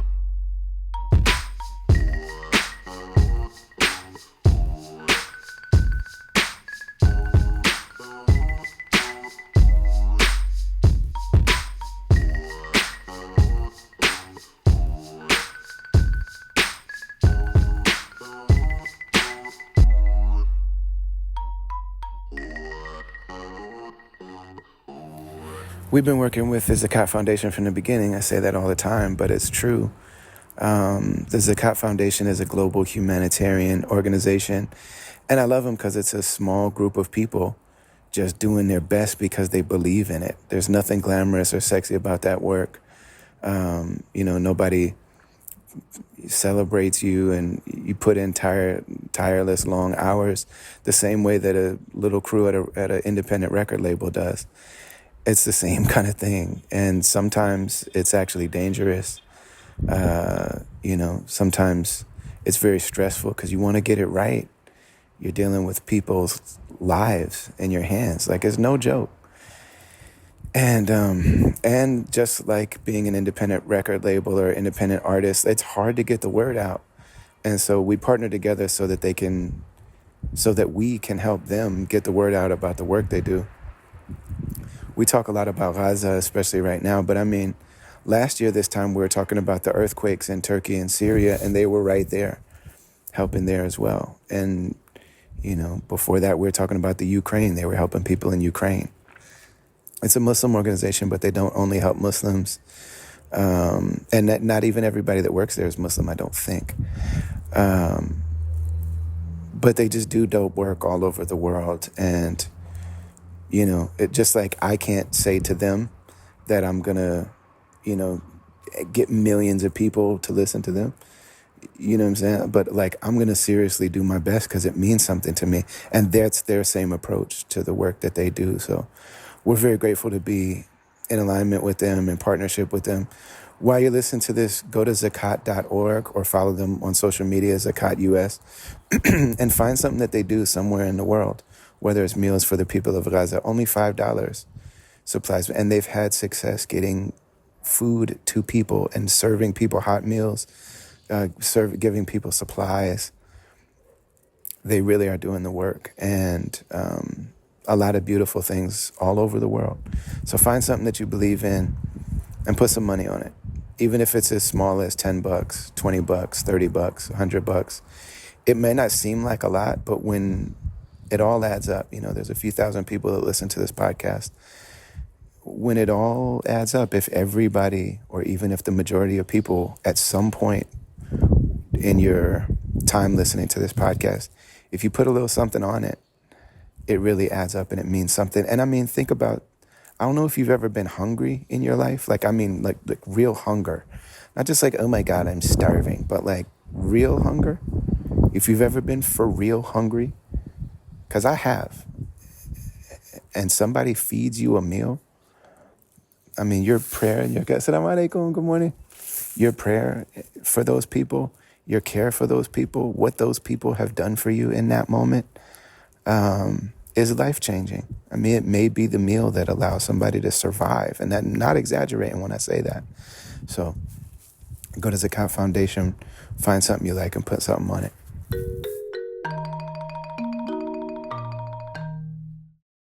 So I want to go through a series of artists, and I just want you to give me just a sentence or two or three just about what each of these artists is, what your experience is with them, bringing the physical part of what they do to life. Okay. So I guess maybe start with Evidence. A lot of times with Ev, like the projects, that's kind of one of those where a lot of times the concept and the idea are fairly thought out Mm-hmm. in advance, before it actually like would technically come to my plate. Um, and so a lot of times I'll be looped into an artist that they have an idea. Usually he has an idea, him or Sadiq have an idea of what graphic artist they want to kind of execute that project. And and so I kind of come in where the graphic artist comes in, we kind of have a conversation, and I kind of help guide things along piece by piece with the artist, as it comes along. And with Ev, I don't have as much direct communication typically like I would with Sean and Ant. It's more so like I have to figure out usually with the graphic artists and stuff how to execute and get things real tight and looking good. And then kind of I just get to present it, and hopefully he's always impressed with it. And then he'll give me a call and be like, yeah, that came out dope. You know what I mean? I'll be like, I'm gonna call Sadiq and let him know that that came out dope. And so I don't have like a ton of contact with Ev usually direct, unless, it's either something that he's impressed by, or if there's a problem and he's like, nah, this isn't Mm-hmm. it. Change that. And then, so yeah, it's pretty subtle on those projects, A but lot, a lot of rappers are, and a lot of artists are also visually, like visual artists as well. You know what I mean? hmm So I mean, a lot of us used to be graffiti writers, and I'm definitely an exception to that rule. I'm not that way typically, unless I have some hmm specific, very specific thing. But usually, I have no idea what the hell I want. Still to this day, I'm developing it as we go. But I'm 20 years in, and I'm still like I don't know. But Evidence is somebody that has a very clear visual presence in life. Yes. And also, he's an incredible photographer. Um, his visual sense is really strong. Another one like that is Aesop Rock. Like, what's it like working with Aesop? Great. Like he's one of those people that whenever the project first comes to me, it's just blows my mind what he creates. Um, it's amazing how many times you can have your mind blown by a single individual and what they create. Absolutely. Like I every time I'm just astounded by like what the next thing is, even if it's like a single that he does. And like working with him is so fun because he comes with full ideas and he has specific artists that he's been working forever with, and he develops very personal relationships with the graphic artists. Mm, He worked with Jeremy Fish for a long time on a lot of his stuff. um, and he works with outstanding graphic artists. He worked with Justin Coral Kaufman on a lot of the last releases: Garbology, Spirit World Field Guide, um, ITS, the last one. And his artwork is just so intricate and detailed. And it's kind of like it's the perfect visual representation of Aesop's music. hmm Because Aesop's music is so deep, so intricate, so detailed. Um, and the art lines up perfect. They seem to work together perfect.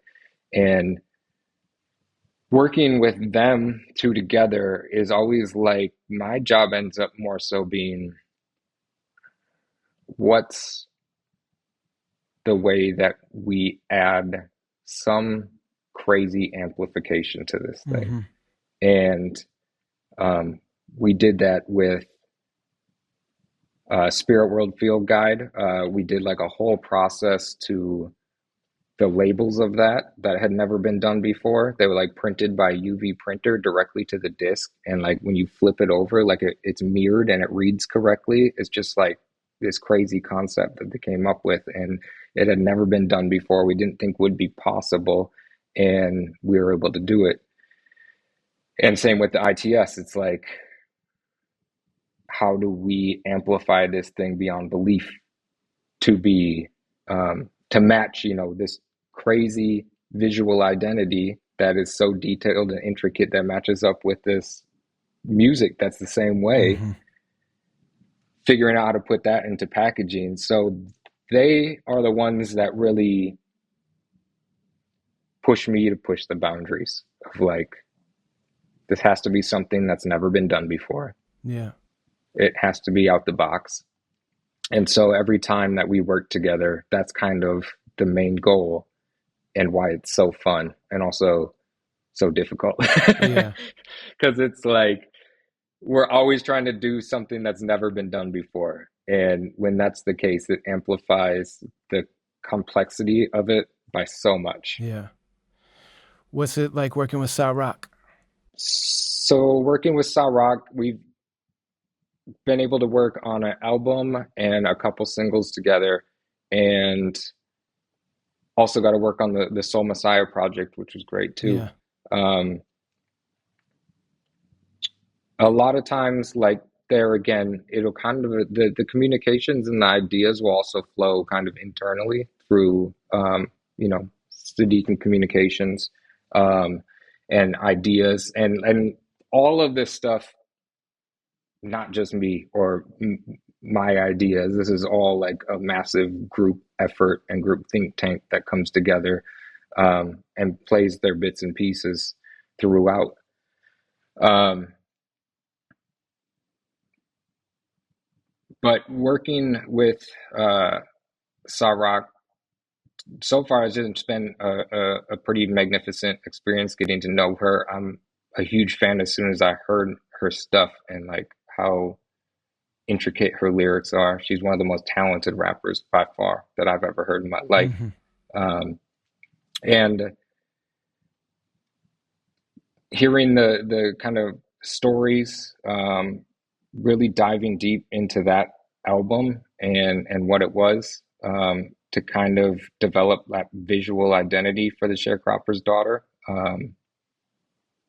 was an amazing treat and experience on my end, and just super open, super kind person. Um,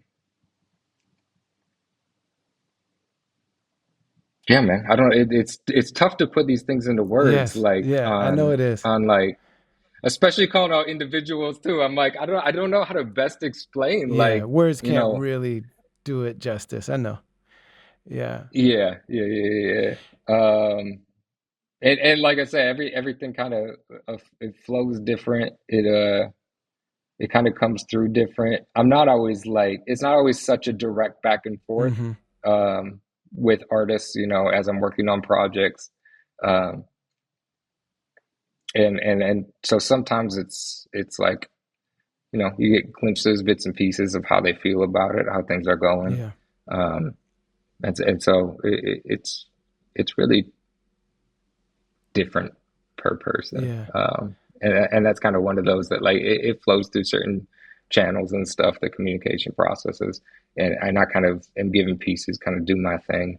Um, and then just kind of get feedback and we go piece by piece from there. So, So I don't think there's anybody in hip hop or in many other genres that's put out as much music as Atmosphere. yeah. Like I don't know if there's a list that exists that we can check that, but I mean, within hip hop, there's nobody that's put out as much music as them in the genre of hip hop and in most other genres in the time that they've been doing it. Like the sheer volume of what they've done is really amazing. Um, and Sean is also somebody that, a lot of these folks are also really photogenic. You know what I mean? Mm-hmm. Like, Cyrock can't take a bad picture. You know what I mean? And Evidence is the same way, but Evidence will never be in his pictures. Like you'll never get a full on, just straight on, like press, like portrait of Evidence. It Yeah. doesn't happen. Yeah. Like there's always got to be some Mm-hmm. smoke or like, yeah, make this side blurry or you know what I mean? Or like it's mostly shadowy or something like that. Yeah. But Slug has always had a strong visual sense. I mean, his handwriting Mm-hmm. is really dope. Um, he takes amazing photos. He's worked with Dan Monick, for almost his entire career, and has like always really understood that. And then also early on, like I didn't realize this actually until we sat down to talk for this podcast with Slug, but I didn't realize that, I always thought it was such an advantage for him that he had the look that he has, and that people like he's extremely photogenic, he's extremely charismatic. Like little nuances in his face can communicate so much. Like he could have been a famous actor, you know what I mean? Uh, Yeah. Absolutely. what I didn't realize until we talked about it, and it made so much make sense, is that he also is a true thoroughbred born artist. Like he's a real Mm-hmm. artist. And he always had, that he just told me about was like he always had this kind of question mark in his mind of like, am I really being celebrated because of my artistic merit? Or is it just that people think I'm a sex symbol? You know what I mean? Like that's something that he always struggled with. And Mm-hmm. so he would almost, especially in the early days, like push back, fight against that. You know what I mean? So Mm-hmm. when he took the photo for God Loves Ugly, it was like, yeah, what's the most grotesque picture of me that we can get? You know what I mean? For the cover, you know? Yeah. I love that. So, but I mean, you have done so much work with Atmosphere merchandise, and so I'm curious what your reflection is in working with them and really working with Sean. Yeah, I 100% agree with everything you just said. He is the definition of an Mm-hmm. artist. He is he's just open. He's an open person to let like the universe and the art that he has to say like flow through him and just come out. And he's not an overtly controlling person, perfectionist, obvious like those type of things can be toxic to art sometimes Mm. when you're really trying to have control like that, and it can ruin, you know, it can ruin somebody's art. Mm. And he is just such an open soul and open person to just take in the universe and like let that art flow through Mm. him.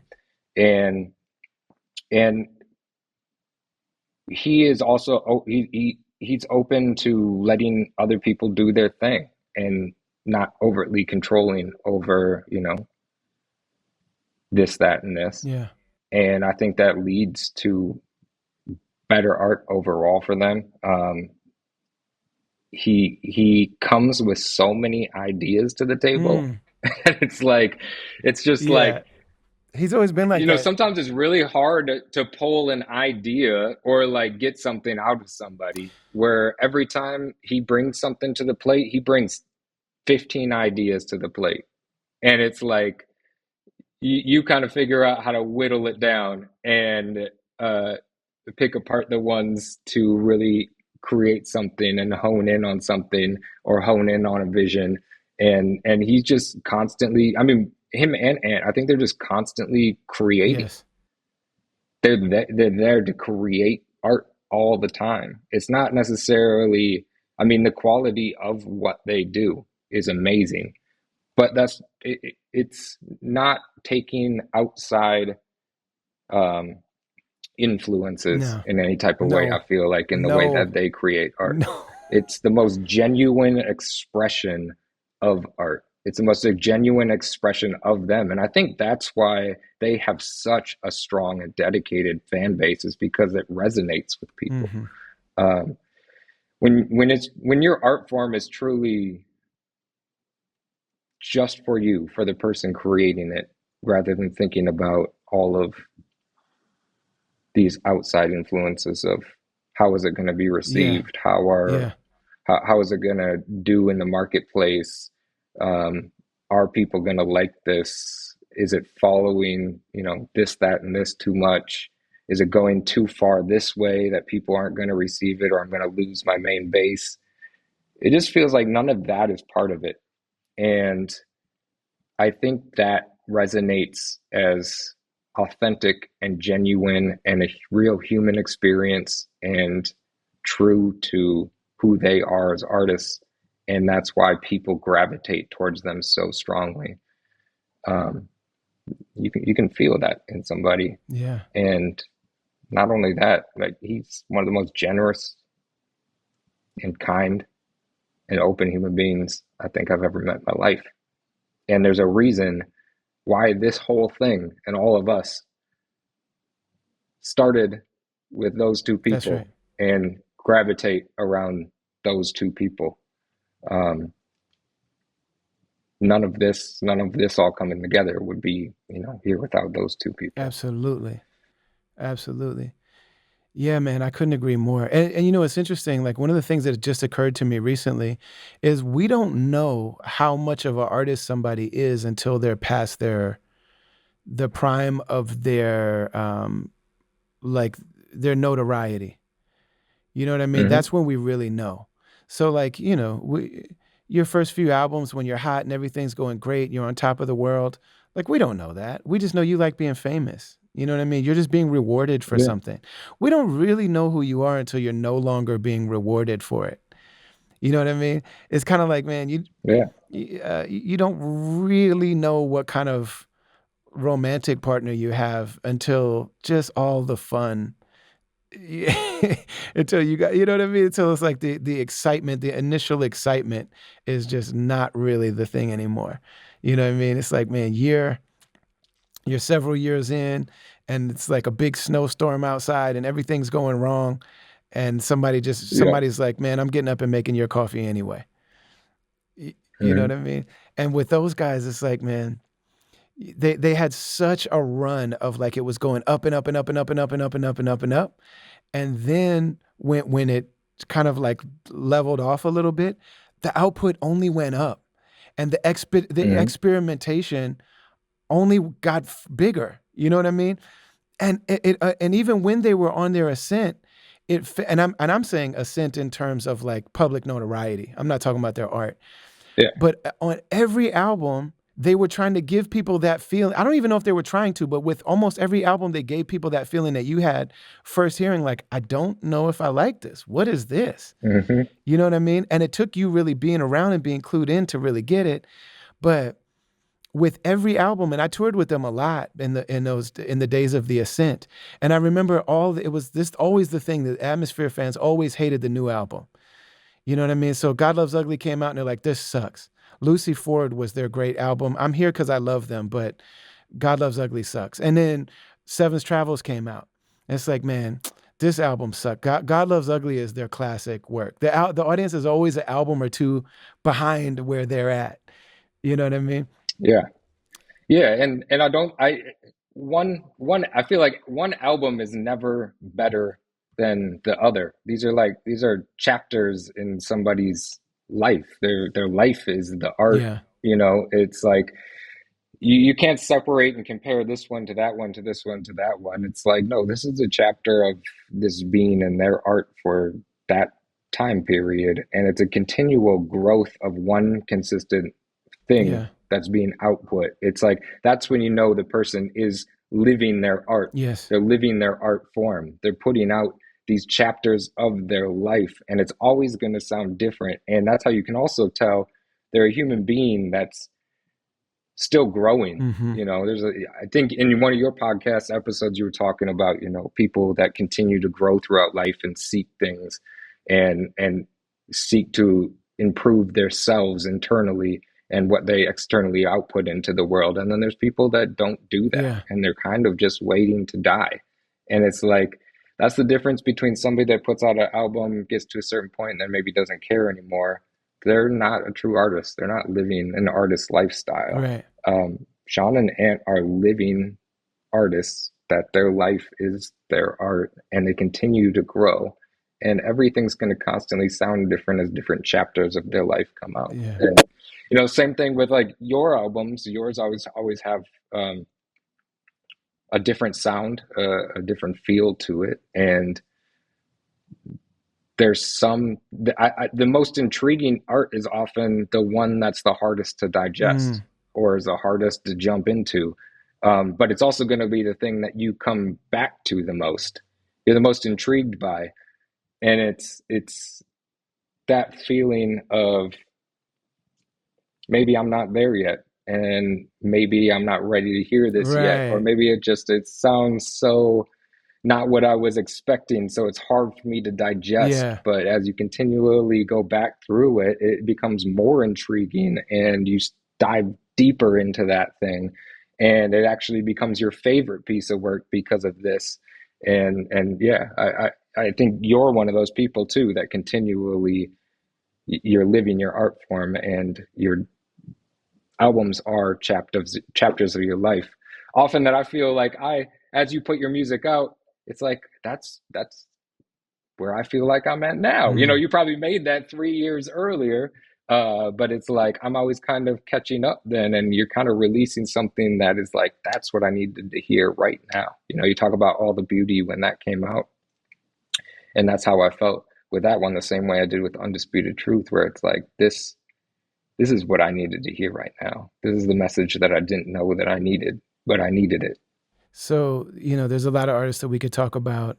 And I think, you've been really generous with your time. And I want to close with the fact that you have been able to work on MF Doom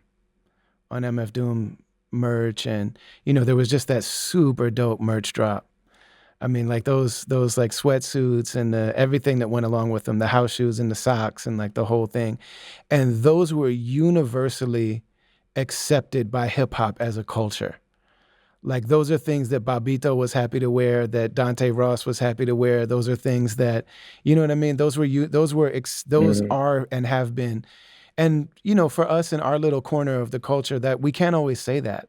Like that's not always true for us. Like we are, we're kind of the odd people out. And so we've come to accept that there are people that are going to find our work. And, every now and then it's going to be like something that will really touch us. Like, man, Yeah. I'll share with you. I just got a message today. Somebody sent me a screenshot of a conversation they had with the DOC. and the DOC just heard something of mine. I don't even know what it was, but it was like, yo, who is this dude? I have to meet him. I got to know this guy. You know what I mean? And I'm like, man, Yeah. you know what I mean? Like those moments are, for me, they mean so much because I'm not used to always being even known. Like a lot of people that really love hip hop don't even necessarily know who Aesop is or who I am or who Sean is or who even Sa Rock. It's like, man, what are you guys doing? You know what I'm saying? But Hmm. I wonder just if you could say something about what it's like to, work on Doom stuff. And I mean, Sadiq's relationship with Doom was really genuine. I mean, they really, really, I think that Doom really trusted Sadiq. And I know that Sadiq is close with his family. And so it not only is it universally accepted merch, but also the people that really knew and worked with Doom were like, this is the official merch. I've seen Dante Ross post Fugazi merch and be like, do not buy this. This does not support Doom's legacy. This doesn't support his family. These people are stealing. You know what I'm saying? And then I saw Hmm. him proudly rock the stuff that you guys did and that you had a role in. So what goes into something like that and what does it mean to you? Wow. Doom is just such a legend, and to think about working with him and in the capacity that it is done, because it's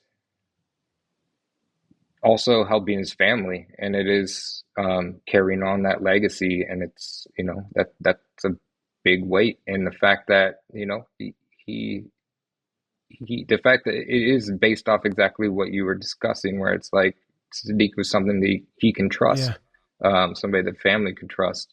And I think that's extremely hard and extremely rare to come by in the music industry. And I think that's part of, why there was this record over here, that record over here, this record over here. And I mean, also Doom was notoriously like just taking checks from anybody that would cut him. I mean, that's the other side of that. But yes, it's also very true that you can't trust most people. yes, And absolutely. And Sadiq so means sincere and trustworthy. That's what that name means. It means sincere. And it's like, man, I don't know. I absolutely, think maybe yeah. Musab might have given him that name, but like whoever gave him Mhm. that name, like you got the right name for that man. Yeah.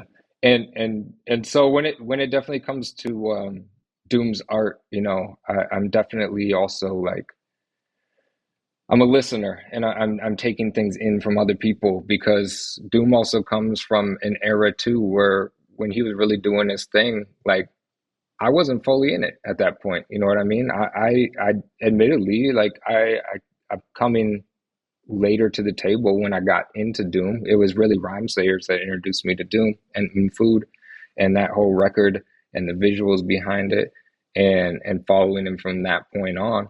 Um, and and I did get to meet him once. He came through the office once unexpected, which was crazy. And I was just like, who is that? And then I remember Bird was like, that was Doom. And I was like, whoa, what? Oh, you didn't even know it was him when you met him. And so, nope, I didn't.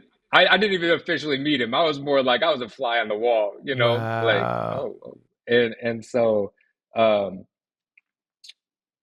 and I did get to work on like some clothing pieces while he was still alive, and like we did these cool masks that were kind of like Halloween masks that we put out too. Mm. I got to work on that project, um, but I really take direction when it comes to Doom, Okay. from people who knew him, you know, um, know his family, um, really. I'm more of a listener when it comes to learning about his legacy from the people that deeply know it, um, and work directly with them on like, this is the type of stuff that he would have liked. This is the type of stuff that he would have wanted to do. And what my part in that is just trying to say, this is going to be the highest quality thing that we can produce, to make sure that it does his legacy justice, and puts time, care, and effort into whatever we produce Hmm. for his name.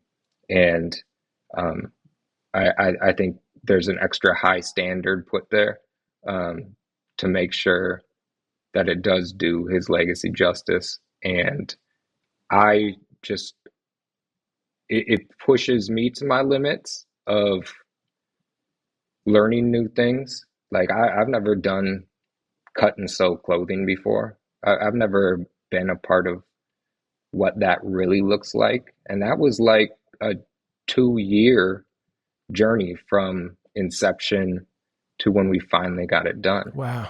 Um, and I learned so much about that, and every little piece of like those garments, so much care went into it, from like the metal eyelets on it, the taps that are on the end of the strings with little embossed and printed logos into it, just the quality of the stitching, and the felt that we put into it. We custom built that clothing from the cut of it to make it perfect, from the cut cuffs to the weight of it, to the way it fit around your waist, to the way the hood fit, to the way the sweats fit. We went through like so many different iterations to make sure that it was perfect and, what his family wanted to. And so the thing that I've really enjoyed is not only like just learning more about Doom, his legacy, but it's really been pushing me outside of my box and what we're trying to create, Mm. and the quality of what we're trying to create. And I think that then pours over into, a lot of the other pieces that we're doing for other artists too. It's just kind of constantly stepping our game up in a way. Um, so yeah. Yeah, man. That's a beautiful thing. If there was one thing that you could tell your younger self, listening to music and wanting to do something, like what would be the message that you would give to your younger self, and also to people? A lot of people, it's like most people listen to podcasts with comedians and artists, because there's this weird kind of thing that I think people have. It's not weird at all, actually, but there's a thing that everybody's got inside them on to different degrees. That's like, Hmm. what if I actually just did what I want in life? You know what I mean? Uh, Absolutely. yeah, I mean, it's like you see it in all kind of like movies and all kind of moments where somebody just snaps and they're like, I'm done playing the game. You know what I'm saying? Office Space. Uh, I was just watching this old Seinfeld where George is like, man, what if I do everything the opposite of how I've done it up till now? You know what I mean? This is Yeah. opposite George. You know what I'm saying? Yeah. And then we tend to look up to people that really do live their art form or really do live their calling in life.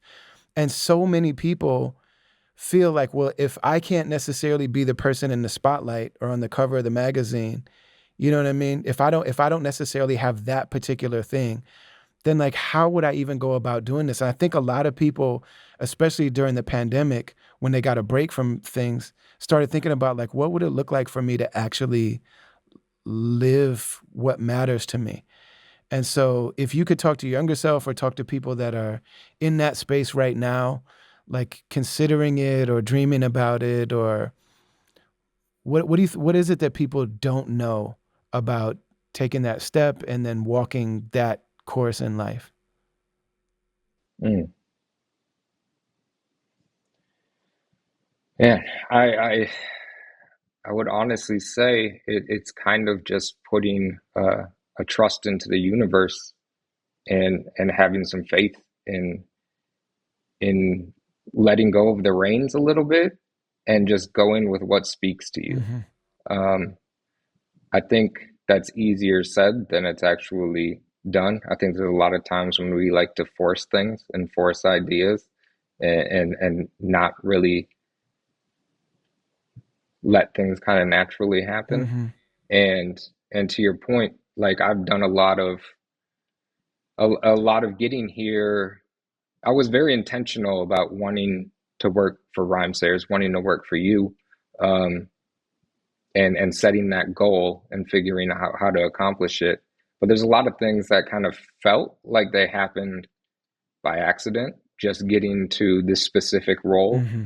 um, being where I'm at. And it's funny, like during when COVID hit, uh, it offered a lot of self-reflection on the past, a lot of deep dives into just thinking about your own story, your past, thinking about things in a different way, how you've grown, how the world's changed. And I look at all those little clues. I'm like, all those little clues about like, I was looking at those movie cases. It was the covers that were speaking to me. It was the artwork. This piece of like, it was visual art that was actually speaking to me in these little moments of life when I thought it was just music, but it was visual art associated with the music and like picking up your packaging of the undisputed truth. With that, the fact that that spoke to me, and I had no intention of going into that stuff Mm-hmm. at all. Mm-hmm. Like I just knew I wanted to be a part of this thing, not knowing exactly what it was. And things just kind of naturally gravitated. And I don't think that it was accidental. I don't believe in the term coincidence. I don't think that that's a real thing. I think that when we witness a coincidence, that's just evidence of the universe coming together in front of us in some sort of way, that we don't want to explain, or we try to explain it, and it's something that's unexplainable. Um, and so I think and every time we try to kind of fight the universe or what it's guiding into, it that's when things end up bad for us. Mm-hmm. It's like you don't want to fight those things. You don't want to try to force it for your own will. Um, so I put a lot of pressure on myself to make things a certain way. I put a lot of pressure on myself not knowing what I was going to do with my life exactly, thinking that we have to have it all figured out. I think that that's how a lot of people feel. It's like I can do A, B, and C to get to D and I'll be happy. And it's just not the way that life actually works. Mm-hmm. And I think just letting go, keeping watch for when the universe is kind of speaking to you, offers you opportunities, opens doors, and just following kind of what your gut and your heart kind of tell you to do. You know exactly what you said about Sean and about artists. You know, that openness and that willingness, and like how you really see it reflected in them over time, and how they seem to always be motivated and inspired, and how, you know, they're unaffected by external things. You know, like their heart really comes through in what they do over time. I think Mm, if you don't know that, man, I want to say that you are that. That's what you are as well. You know, your level of just care and passion and dedication to what you've put into the home and the house for what these other artists, you know, like your fellow artists, like what we put forward. And like I said, making sure that that vision is communicated, and also really truly honoring it.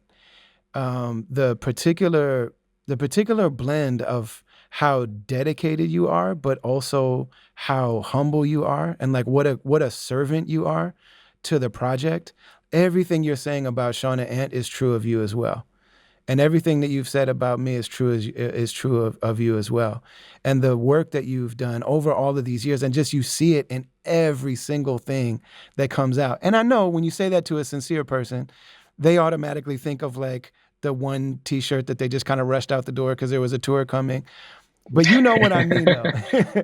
You know what I yeah, mean, man. yeah, You're it's very rare that somebody is as dedicated and as consistent and equally humble. That's a very, very rare thing. And so, man, I'm just very, very grateful, man. Not only because a lot of it has been my music and my art, but also just me as a fan of Aesop and of Asar Rock and of MF Doom and of, you know, as a fan of all of this yeah, stuff, and also what this thing of ours, like this, you know, this thing that we've all done together, like what it means, you know. So, man, yeah, I'm proud to know you, and I'm grateful for everything you've done for me and for the culture and for the family and for all of it, man. I'm just really, Really grateful, man. I really love you. I really appreciate you. Thank you so much. That means the world for me. You have no idea, coming from you and the influence that you've had on my career, my life, and everything, man. That means the world to me. Yeah, man.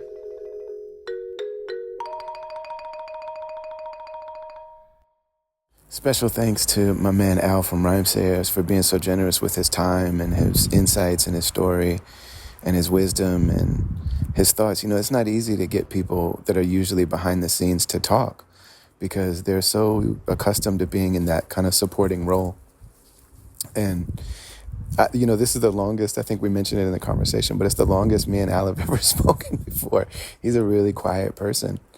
You know, he's not there to be all in the video, as Suge Knight said. He's there to be in a supporting role, but what he does and what he produces speaks volumes about him. And so I'm just really grateful that he finally had a chance to talk. And I'm glad that he took that opportunity and gave us that. And I'm glad that this conversation exists now so that when somebody looks back and says, look at all this amazing music that these people did, but look how dope the packaging is, man. These people really cared about the experience that they were giving their audience and what they were contributing to the culture, you know? And so I'm really glad that conversations like this exist. We talked to Joe Mabbitt, who's the studio producer that did a lot of that stuff, and continues to do a lot of it, the engineering and things like that. So it's a beautiful thing. Don't forget that we're brought to you by the Zakat Foundation, zakat.org, sending meals to the people of Gaza, sending supplies to the people of Gaza, and doing great work all over the world. And they've supported this podcast from day one, which they're a global humanitarian organization. Why are they sponsoring a conversation between an albino rapper from Minnesota and the guy that designed his favorite albums? Because they understand culture and because they understand that if you really want to make meaningful change, culture has to be part of that. And it just shows that there's somebody visionary over there that's had a role in making sure that they have a holistic approach, you know. And also, it's a Muslim-led organization, and most of y'all that listen to this podcast are not Muslim. A lot are. I feel like maybe it's 70-30, maybe 30% are Muslim, but 70% are not.